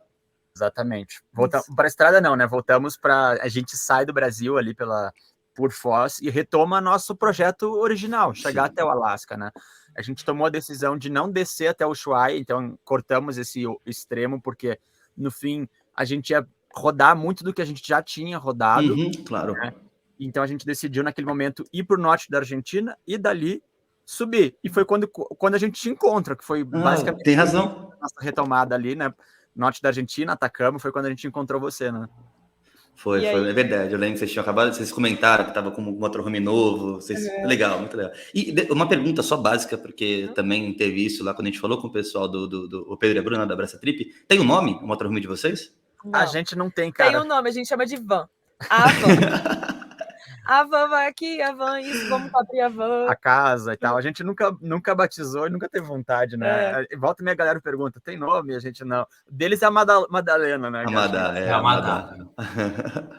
Agora, ótimo, Lucas, deixa eu aproveitar esse gancho aí do novo motorhome para fazer um protocolo que a gente tem que cumprir em todo o episódio, que é apresentar a página oficial de Instagram, onde os nossos convidados divulgam seus resultados. Está aqui, ó, Get Outside BR.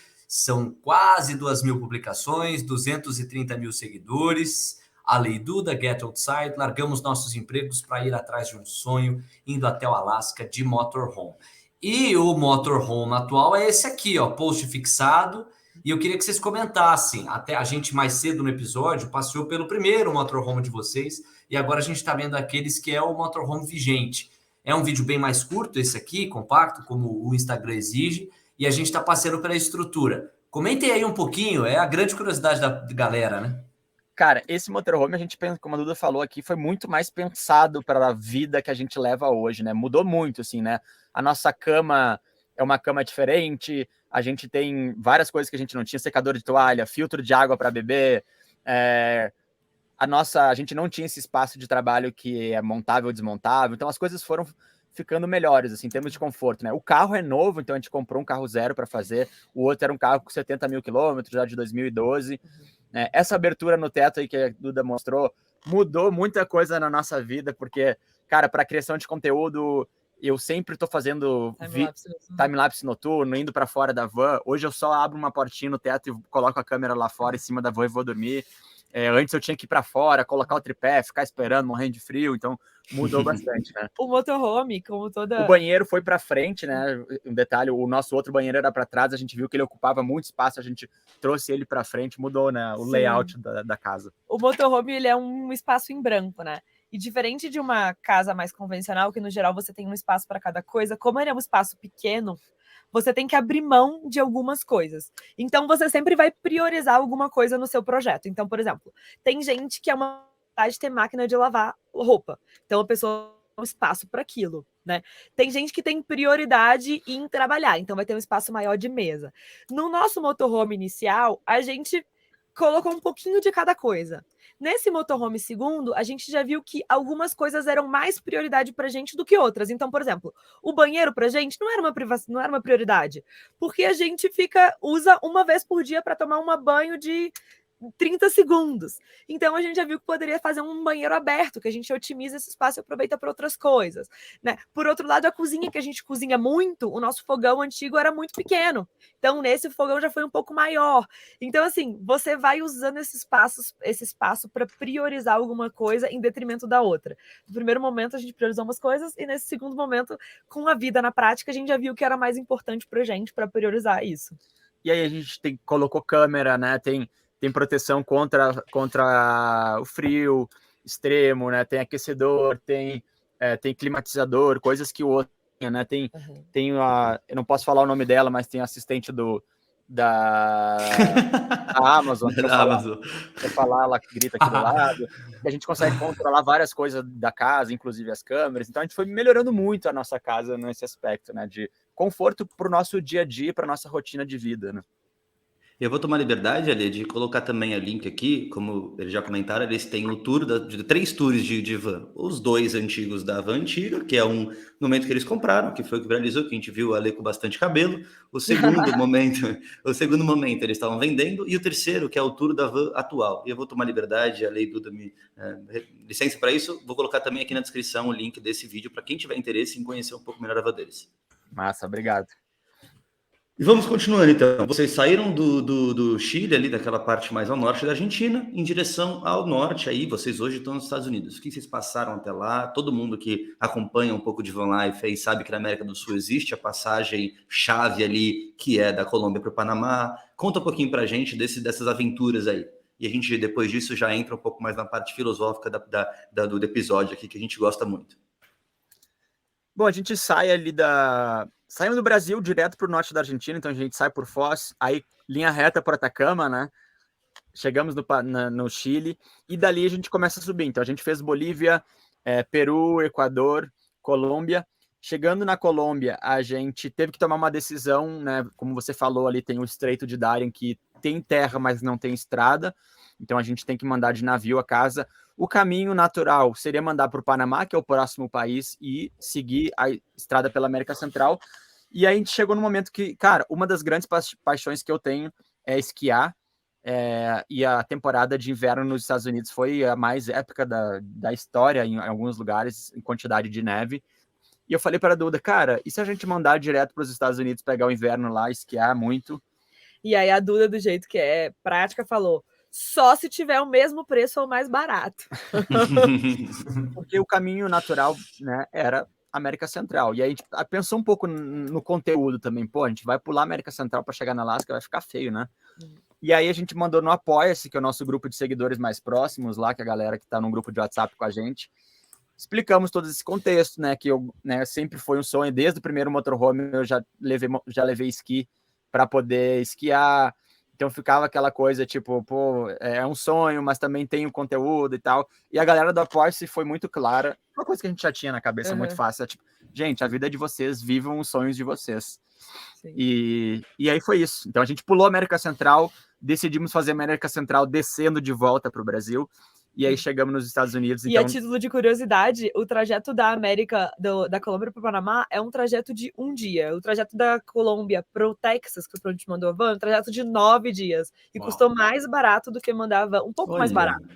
Mas custou um pouquinho mais barato do que mandar a van da Colômbia para o Panamá, que é um trajeto bem mais curto. Que interessante. Até fazer um gancho aqui, a gente está no momento aqui, o Léo vai ter que ter um compromisso pessoal, né, Léo? A gente vai acabar deixando a gente, mas eu vou continuar seguindo, porque a gente tem Bom, coisas a perguntar aqui para vocês ainda. Então, só agradecendo e mandando um abraço para o meu amigo Léo. É isso, obrigado. Lucas. Agradecer demais a Lei Duda pela conversa. Já cumpri o meu papel paparazzi. Eu faço questão de cumprir o meu papel paparazzi a cada capítulo. Lucas tem várias outras curiosidades, entre as quais saúde. Como é que funciona o lance de plano de saúde? Vocês estão em constante deslocamento? Como é que vocês se protegem nesse sentido? Segurança. Vocês colocaram as questões relacionadas à temperatura, à segurança física de vocês, mas também pensando em violência, há lugares que são mais expostos, há lugares que são menos expostos, para além de outros pontos que estão no nosso mapeamento e que eu vou acompanhar mais tarde. Lucas, Ale, Duda, beijo em vocês. Boa conversa na sequência. Valeu, Léo. Obrigado. Tchau, querido. Continuando aqui, até usando esse gancho da saída do Léo, para pedir para você que está ouvindo a gente, pessoal, por favor, sabe que o podcast é um podcast que está crescendo bastante, é um trabalho que demanda bastante tempo nosso. Então, se você está ouvindo a gente, você gosta do nosso trabalho, no Spotify, ou seja, qualquer plataforma, deixe sua avaliação, deixe aí as suas estrelas, quanto você acredita que o nosso trabalho vale para você. E você que está assistindo no YouTube, não se esqueça de inscrever também. E comenta aqui o que vocês estão achando do episódio até agora. Mas vamos continuar, que é o que vocês querem ouvir. Então, a Lei Duda acabaram de contar pra gente que eles saíram da Colômbia e foram direto pro Texas, nos Estados Unidos. E aí eles estão pegando uma temporada bacana aí, postaram um monte de vídeo legal também, fazendo esqui, etc. Então o planejamento, pelo que eu entendi, vocês vão até o Alasca e vocês, diferente de alguns outros casais que a gente já conversou aqui também, vocês vão voltar com o trailer descendo pela América Central, é isso? Sim, esse é o plano. A gente vai voltar dirigindo e aí vão chegar no Panamá, né?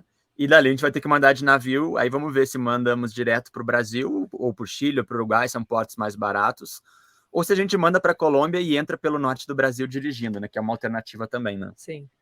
Uma provocação. Tem esqueci o nome, o Luiz, do 1 a Uno. Ele acabou de mandar o Uno dele dos Estados Unidos direto para a Europa. Vocês já pensaram nisso de alguma forma? Ou é uma coisa incogitável para vocês? Uma provocação. Cara, no começo, quando a gente estava planejando, a gente pensava, né? Isso vai ser uma volta ao mundo, a gente vai seguir para outros lugares e tal. E a gente falou que, cara, é um compromisso muito grande você dizer que está dando uma volta ao mundo de carro, porque isso é um projeto muito longo, uma dedicação muito grande, né? Talvez a gente dê uma volta ao mundo ou passe por todos os continentes que é possível passar de carro, mas vão ser projetos específicos, né? Então a gente volta para o Brasil e a gente vai ter um novo projeto o ano que vem, na 2024, onde a gente vai fazer uma viagem de motorhome em outro continente também, não vai ser a Europa. A Europa vai aparecer, né? A gente deixou para a galera votar o que eles queriam que a gente conhecesse e ganhou o lugar que a gente queria, então provavelmente a gente vai fazer a África de van. Mas então a gente talvez construa um motorhome novo e mande a van para o sul da África e de lá, então comece a viajar pela África de motorhome. Mas é tudo muito incerto. Ainda não batemos o martelo, mas está 90% ainda, né? É uma provocação só. Bom, vamos acompanhar os próximos capítulos, mas pelo que eu entendi, então, a questão de planejamento de vocês agora, vocês vão seguir viagem até o Alasca e pretendem voltar. Em questão de tempo, qual que é o planejamento? É vocês chegarem no Brasil, primeiro, né? Chegar no Alasca quando? E depois chegar no Brasil quando? A gente precisa chegar no Alasca em 1 mês e alguns dias, porque a gente vai correr uma maratona lá. Essa é a ideia, pelo menos. A gente está treinando para correr uma maratona. Vamos ver se a gente vai chegar vivo na linha de chegada. Então a gente tem que estar no Alasca em junho, dia 17 de junho. A gente tem 1 mês e 10 dias para chegar no Alasca. E aí depois a gente volta dirigindo. O nosso plano era, no máximo, até fevereiro do ano que vem, terminar assim a América Central e já tá voltando para o Brasil. Tá, então chegar no Brasil pro Carnaval. Exato, curtir um carnaval. Eu não tinha pensado nisso, mas é uma boa, é um bom alvo. É uma boa discussão. Vamos lá, tem que até o carnaval. Vocês têm a maratona no Alasca e tem o carnaval do Brasil. Vocês vão ter que fazer alguma coisa para chegar. Maravilha. E aí, então, obviamente, quem estiver acompanhando vocês, então, vai ver a descida. Vocês estão agora falando do Oregon, que, se eu não me engano, eu não conheço muito a geografia dos Estados Unidos, mas é o penúltimo estado, ou antepenúltimo estado. Tem Portland, depois Portland, na verdade, é a capital do Oregon. Então, é Oregon, tem Seattle, que é Washington, né? Washington, e depois você chega no Alasca. Vocês passam pelo Canadá e chegam no Alasca, não é isso? Exatamente, exatamente. Sua geografia está ótima. Não faltei muito nas aulas de geografia, ótimo. E aí chega no Alasca. E depois vocês vão voltar tudo pelo mesmo caminho ou vocês vão tentar fazer outros estados dos Estados Unidos? A gente vai para outra costa, né? A ideia é fazer ali um pouquinho do Canadá, fazer Alberta, que é muito bonito, voltar para os Estados Unidos, né? Cruzar para o outro lado, fazer Chicago, meio do país, chegar na Nova York, a Flórida, e aí voltar para o México. A gente provavelmente vai cruzar o sul dos Estados Unidos para entrar de novo na Califórnia e entrar no México pela Califórnia. Legal. Aí depois você fazer o caminho tradicional, né? México, Guatemala, enfim, vai descendo normal. Bacana, entendido. Aí, Duda, legal. Entendido a parte aí do projeto do Get Outside, espero que esteja ouvindo também. Entendeu? Se não entendeu, deixa aqui nos comentários, que se eles não verem, eu vou fazer questão de perguntar para eles depois, que o nosso contato continua. Mas voltando agora para uma parte mais filosófica. Cara, vocês estão na estrada, literalmente agora na estrada mesmo, há 3 anos, é isso? Mais ou menos 3 anos. 3 anos e meio. 3 anos e um pouquinho. o que vocês... eu quero que vocês falem para a gente qual que foi a maior lição que vocês aprenderam. Isso pode ser uma resposta individual, pode ser do Ale e da Duda, ou pode ser uma dos dois, se vocês entenderem. O que vocês aprenderam? Qual que foi o maior obstáculo que vocês venceram? Pergunta número 1. E segundo, qual que foi a lição que vocês aprenderem com ele ou não? Cara, eu acho que, assim, a gente dá para todo mundo que vai viajar, especialmente de motorhome, você vai ter muitos problemas, você vai ter muitos perrengues, né?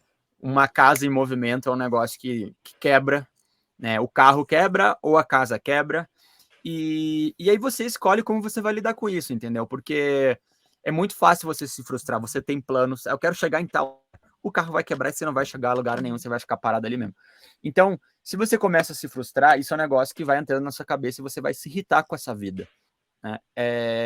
A gente aprendeu, acho que muito a ser resiliente com os problemas. Então, sempre que tem alguma situação, a gente fala, cara, a gente vai resolver. Sem dúvida, a gente vai resolver. Todos os problemas, dos mais graves aos mais simples, a gente resolve. Então, sua pergunta, acho que a coisa mais difícil que a gente enfrentou foi o nosso painel solar sendo arrancado, né? O que não é tão difícil assim, né? Na hora pareceu uma tragédia pra gente, mas se a gente olha por perspectiva, é uma coisa muito pequena, se você for parar pra pensar. É que tinha a questão da segurança, né? A gente tava com medo ali, era uma tempestade de vento, o carro tava balançando muito, tempestade de areia, o painel solar foi arrancado do teto, a gente tava com medo de ter machucado alguém, porque se voa para trás e pega num carro de trás, cara, pode matar uma pessoa. Então, voou pro lado, a gente tentou resgatar ele, o vento estava levando a gente embora. Então, naquele momento a gente ficou muito tenso, assim, do que podia acontecer. E aí, enfim, foi um momento complicado. Sim. E, cara, e é isso, né? A gente, aconteceu, como a gente resolve? Conhecemos esse seguidor nosso, que virou amigo, que é o Fábio, ele brasileiro, constrói motorhomes em Las Vegas, a gente estava perto de Las Vegas, e ele nos recebeu na casa dele, nos ajudou, não nos cobrou, né, o trabalho dele, foi uma experiência muito legal de estar em Las Vegas. Então, assim, no mesmo dia, a gente já estava com a situação encaminhada para ser resolvida, acolhidos, né, por pessoas. Acho que um dos maiores aprendizados é isso. Você vai resolver seus problemas, você só tem que saber como você vai lidar com eles, né? Eu acho que um grande aprendizado que todo mundo que viaja tem, e você pode ter isso de outras formas também, claro, é que tudo é muito relativo, assim. O seu modo de pensar é relativo, o seu jeito de ver o mundo é relativo, a forma como você vive é relativa. E isso é muito curioso, porque quando a gente saiu para o nosso projeto, a nossa ideia era inspirar outras pessoas, não a viajar, mas a mostrar que existem outras formas de viver a vida, né? Diferente de você estar 100% sentado na cadeira de escritório. E tudo bem, pode fazer sentido para você estar sentado na cadeira de escritório, mas existem outros formatos de vida, né? Dá para você viver no motorhome, dá para você viver mochilando, dá para você passar temporadas em alguns lugares. Enfim, nossa ideia era inspirar outras pessoas de que existem outras formas, né, de viver a vida. E aí a gente caiu na estrada e a gente falou, nossa, isso é muito real, porque de fato existem diversas formas de viver a vida. Você vai no interior da Bolívia, as pessoas estão vivendo de um jeito, você chega aqui nos Estados Unidos, as pessoas vivem de outro. E o nosso olhar, no geral, contra o ser humano, ele é muito julgador, né? Mesmo sem querer, mesmo você sendo uma pessoa boa, muitas vezes você julga a cultura do outro a partir da sua perspectiva. E quando a gente começou a viajar, né, a gente começou a ser menos julgador e ver que tudo é muito relativo. Então esse eu acho que é um grande aprendizado. Sobre problemas, né? É claro que a gente está falando aqui de problema de carro, problema com a casa, mas a gente vê que os nossos problemas são muito pequenos, nós somos pessoas muito privilegiadas, a gente teve acesso ao mercado de trabalho, a gente teve acesso aos estudos, a gente teve uma família, né, que nos proporcionou ter acesso a isso tudo, né? Nem todo mundo tem acesso, então a gente conseguiu, né, tirar o nosso projeto de viagem do papel. A gente sabe que outras pessoas têm muita mais dificuldade do que a gente para fazer isso, então nós somos muito gratos por isso. Então eu acho que uma outra coisa que a estrada me trouxe foi muita gratidão. Todos os dias eu acordo e eu agradeço pela vida que eu tô levando. Sem dúvida. É bacana pensar nisso, né? Porque a gratidão, quando você para pensar, olha, quando você não para pensar, você de repente tem essa visão de que tudo está acontecendo de uma forma rápida e você dificilmente para conseguir olhar para trás e falar, cara, como eu agradeço por estar tendo tudo aquilo. Então isso é um exercício que eu acho muito importante, que vocês comentaram agora, acabou dando uma travadinha no áudio, mas vocês já voltaram. Mas é muito interessante. A gratidão, pelo que eu entendi, então, o grande obstáculo para o Ale e para a Duda, acho que foi o mesmo ali, a parte mais do painel solar, que deve ter sido um momento que vocês viveram que foi bem forte. Bom, para cada um teve essa essa lição aprendida de uma forma, de uma outra perspectiva, mas basicamente se converge ali na parte de como as lições que vocês viveram, uma mais para a parte da gratidão, né? E o Ali comentando um pouco mais dos problemas que a gente tem, que não são problemas tão fortes, né? Não são problemas como poderiam de outras pessoas que podem ter mais. Eu não sei, acho que a interpretação que eu tive do que vocês estavam falando é isso, né? E assim, a gente eventualmente tem, né, situações para resolver e até às vezes o trabalho não vai bem, o conteúdo não vai bem, você fica meio assim, terminar um contrato com uma empresa e você fica, pô, né, e agora? E a gente sempre fala assim, cara, com total consciência de o maior dos nossos problemas que a gente já pode ter enfrentado não é nada perto do que muita gente vive nesse mundo, né? É legal ter essa visão. Acho que viajar abre a sua cabeça para você passar por isso e ver, tipo assim, realidades diferentes da que você está acostumado e tal, né? E então isso, né, a gente, o gratidão não é papo de gratiluz, assim, e tal, aquela mas é tipo, cara... Não há problema para mim. Mas é tipo assim, a vida que a gente tá vivendo hoje é muito massa, né? Com todos os privilégios, claro, mas também fruto da nossa dedicação e tal. Eu acho que um outro aprendizado que está relacionado com essa questão da gratidão também, para mim, é que vivendo na estrada em um motorhome, e talvez de mochila também, acho que você tem esse sentimento, é que você acaba pensando em coisas mais básicas do seu dia a dia, que quando você está numa vida um pouco mais convencional, são coisas automáticas. Então, você provavelmente na sua casa não pensa de onde vem a sua água, você não pensa onde vai o seu esgoto, Perfeito. você não pensa... onde você vai dormir, porque você tá na sua casa. Tipo assim, a gente todo dia tem que pensar onde a gente vai descartar nosso porta-pote, onde a gente vai coletar nossa água. A nossa energia tá boa, não tá? Tá sol, não tá para acessar nosso painel solar. Então, coisas que são básicas do dia a dia, a gente acaba pensando. E essas coisas básicas do dia a dia fazem você pensar em coisas básicas da sua vida. Então, a gente fez um vídeo falando que o tempo... Eu tô viajando, né? Não, é bom. No início da viagem, falando que o tempo é a coisa mais importante das nossas vidas, porque o tempo é uma unidade, né, que é igual para quem é pobre, para quem é rico, para quem tá bem, para quem tá mal, e que o tempo tá contando. Então, como você tá vivendo o seu tempo, você não consegue voltar atrás, né? Como você viveu, você já viveu, que você pode pensar no seu tempo que você vai viver daqui para frente. Então, o tempo é uma coisa muito valiosa na nossa vida. E quando a gente começou a viajar e começou a pensar nessas coisas básicas do nosso dia a dia, eu comecei a pensar coisas básicas da nossa vida também. Talvez o tempo não seja a coisa mais valiosa da nossa vida, porque sem saúde a gente não consegue aproveitar o nosso tempo. Então, todo dia eu tinha gratidão por estar conseguindo subir aquela montanha, por estar conseguindo treinar para uma maratona, porque eu tenho saúde para viver aquilo.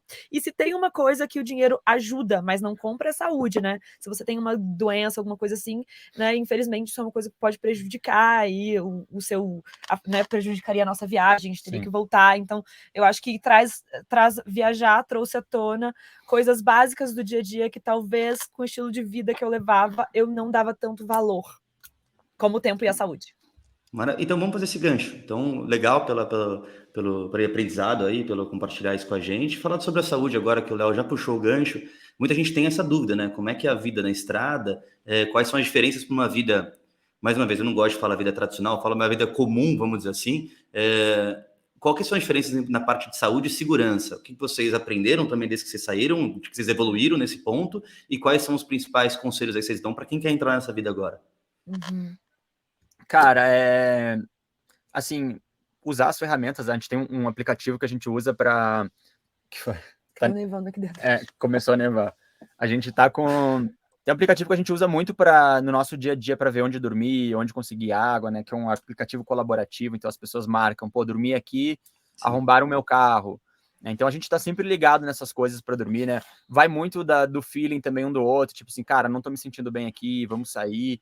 Acho que é ficar sempre antenado, especialmente nessa vida de motorhome, cara, se você não se sente bem, sai, né? A gente teve amigos que foram assaltados, com a mão armada, né? A gente teve amigos que tiveram o carro arrombado, frequentemente acontece. Então, sempre pensar, né? A gente pensou muito na construção do motorhome, na nossa segurança, em conseguir isolar a casa da cabine do carro com cadeado, com, né, coisas que dificultem muito a entrada das pessoas. A gente tem um cofre onde a gente guarda as nossas coisas de mais valor. Então, a gente pensou muito nisso. Eu acho que vale muito refletir essa segurança, né? Você tá... por mais que a gente diga que o mundo é mais seguro do que a gente ouve na televisão, tem muito perigo também, né? Você não pode facilitar nessas horas, né? E eu acho que a questão da saúde, cara, a vida na estrada, no nosso caso, viajando de motorhome, ela não foi motivo para bloquear a gente de pensar na nossa saúde, né? Seja na nossa alimentação, então o motorhome nos dá essa liberdade porque a gente tem cozinha, então a gente compra a nossa comida no mercado e come, né? A comida que a gente cozinha, a gente consegue pensar bem na nossa alimentação, mas também no exercício físico, né? A gente faz exercício quase todos os dias. Cara, pode ser num lugar muito bonito, num parque nacional, pode ser num posto de gasolina. A gente vai estar na rua fazendo exercício, correndo, fazendo alguma coisa, né? Porque a gente sabe que, de fato, isso muda, né? Fazer uma viagem e ficar doente o tempo todo não é legal, né? O conselho que eu dou para quem tem vontade de viajar, quer tirar esse plano de viagem do papel, é colocar tudo no papel, se planejar, se organizar, pensar nos prós e nos contras, pensar nos aspectos práticos, né? Como você fazer, tem a questão do seguro viagem, a questão dos vistos, a documentação. Pensar nisso tudo e uma hora tirar esse plano do papel, né? Porque é aquilo, não adianta nada você planejar toda uma viagem e não tirar isso do papel. Pensar na fonte de renda que você vai ter, né? Porque se você não ganhou na Mega Sena, a gente não ganhou ainda também, você vai ter que trabalhar, né? Então pensar que o trabalho também vai fazer parte da sua viagem, seja ele qual for. E fazer parte da comunidade nômade que a gente vai te ajudar. Perfeito, isso aí. Seguir esse caminho. Pode fazer o jabá, inclusive, mais uma vez, tá, pessoal? Olha aqui embaixo, no YouTube, no Spotify, vão ter todos os links que vocês precisam aí para o Get Outside. Vocês são os queridos, de verdade. É difícil encontrar pessoas que... Eu encontrei, realmente, presencialmente, eles me trataram como... Cara, muito bacana, vocês são demais. Estamos chegando ao final, a reta final aqui do episódio. Desculpa? Não, eu ia falar que a gente te conheceu, você tava meio furacão, assim, tipo, gente, ai meu Deus, tô indo conhecer isso. Falei, nossa, que pessoa intensa, né? Eu achei que o seu projeto tem tudo a ver com o seu jeito de ser, né? Então, o Lucas muito animado, assim, sabe? Muito empolgado. Bom saber. Não, mas eu tava emocionado também, porque eu sigo vocês já há 1000 anos. E quando eu vi vocês, eu falei, não acredito, cara. Tô querendo aqui na minha frente agora. Muito legal. E é legal que, assim, você cresceu muito, né? A gente tem acompanhado um conteúdo muito bacana. Então, parabéns também pelo seu projeto. E, cara, acho que tudo para conteúdo, assim, a gente sempre fala o poder de uma boa história, né? E acho que... cortou? Não, voltou. Não, então, tipo assim, cara, o seu projeto vai bem porque o seu conteúdo é bom, mas porque você tem uma história que, tipo assim, é um desafio, é uma história... A gente sempre fala muito isso lá no nosso curso de YouTube. Agora deu uma cortadinha. E agora eu que estou muito curioso para ver a resposta deles. Vamos ver se eles voltaram aí, vão dar um tempinho. Peço desculpas aí nossos ouvintes que estão tendo esses cortes aí às vezes, mas vocês sabem que isso faz parte do processo. Voltamos. Voltaram, Ale. O que eu tava falando, assim, cara, um segredo para um conteúdo que as pessoas se conectam, engajam, é uma boa história, né? E você tem uma boa história, que eu acho que faz isso que faça com que o seu projeto, né, tipo, tenha os resultados aí de números que a gente tem visto, você cresceu realmente bastante. E, cara, o que você falou ali de, tratou você bem e tal, a gente se coloca muito na nossa vida anterior, assim, né, nos escritórios, tipo... A gente tava lá em cadeira de escritório, querendo viajar o mundo. Então, quando a gente encontra pessoas que estão querendo fazer o que a gente faz, cara, pra gente é isso. A gente quer muito ajudar essa galera que... Eu passei 12 anos em escritório de advocacia / blogueiro de viagem frustrado, né? E eu querendo viajar o mundo, querendo saber mais sobre esse universo. Então, tipo, hoje é muito do nosso propósito, por isso que tem os nossos cursos, tipo assim, ajudar as pessoas que querem fazer isso, sabe? Então, quando a gente encontra pessoas que estão interessadas nisso, a gente adora falar, né? Podcast, enfim, o que for. Maravilha. Muito bacana, cara. Ale, Duda, muito obrigado pela participação de vocês aqui. Se tiverem alguma mensagem para falar também agora no final, fiquem à vontade, espaço é de vocês. Mas eu já deixo aqui meu agradecimento a todo mundo que ficou com a gente até agora. Já estamos chegando aí 1h40 de episódio. Bateu o recorde, é o episódio mais longo até agora do Passapod. Ótimo, porque tem assunto. Mas também muito obrigado a vocês, não só as pessoas que estão ouvindo, mas a vocês dois também por terem aceitado o convite, compartilhado tanto conhecimento e tanta inspiração aí pra gente. E para mim, principalmente para mim, Lucas. Imagina, foi um prazer participar, obrigado pelo convite. Para quem está assistindo, chegou aqui até agora, queria dizer que não questione 100% a sua forma de viver a vida, questione só um pouquinho, porque às vezes a gente fala muito em viajar, em abrir a cabeça, e a gente acredita muito que tem outras formas de você abrir a cabeça, que não necessariamente vivendo uma vida integralmente viajando, né? Acho que é dando valor às pequenas coisas da vida, aos momentos que você está com quem você ama, as coisas que você gosta de fazer. Acho que isso torna a vida muito mais prazerosa. Um bom livro, um filme legal, conseguem fazer também você mudar um pouco, às vezes, a forma de você ver o mundo. Mas se a vida que você leva não está fazendo sentido para você, também, por outro lado, não hesite em mudar completamente de vida, em planejar os seus sonhos, porque senão você vai ficar a vida inteira frustrado por uma coisa que você queria ter feito e que você acabou não fazendo. E eu acho que ninguém conhece mais da sua vida do que você, dos seus sonhos. Então, né, quando a gente fala para os nossos amigos de escritório que hoje a gente vive num carro, eles devem achar a gente completamente louco, hippie, mas tanto faz. Nossa, mente. Mais uma última travadinha, mas pode falar. Estão ouvindo. Eles devem achar vocês loucos. Se você não está encontrando apoio nas pessoas que você geralmente busca apoio, talvez tenha redes de apoio que você encontre em outros lugares de pessoas que estão vivendo isso, né, que vão ajudar você a ver que, tipo assim, você não é tão louco, você só é um pouco diferente daquelas pessoas que você estava acostumado a conviver, né? Quando a pessoa me chama de louco, só para finalizar, eu sempre falo, né? Louco seria se eu não tivesse seguindo meu sonho. Sim. Então, pessoal, muito obrigado mais uma vez pela participação. Gente, de coração. Até mais, pessoal. Esse foi o Passaporte número 19. Semana que vem tem mais, com um convidado que eu também adoro. Então, fica aí o convite para você acompanhar a gente, seguir a gente aí no Instagram, YouTube, que semana que vem tem mais. Ale, Duda, coração para vocês. Valeu, até mais, pessoal. Obrigada, querido. Foi um prazer. Tchau, tchau. Até mais.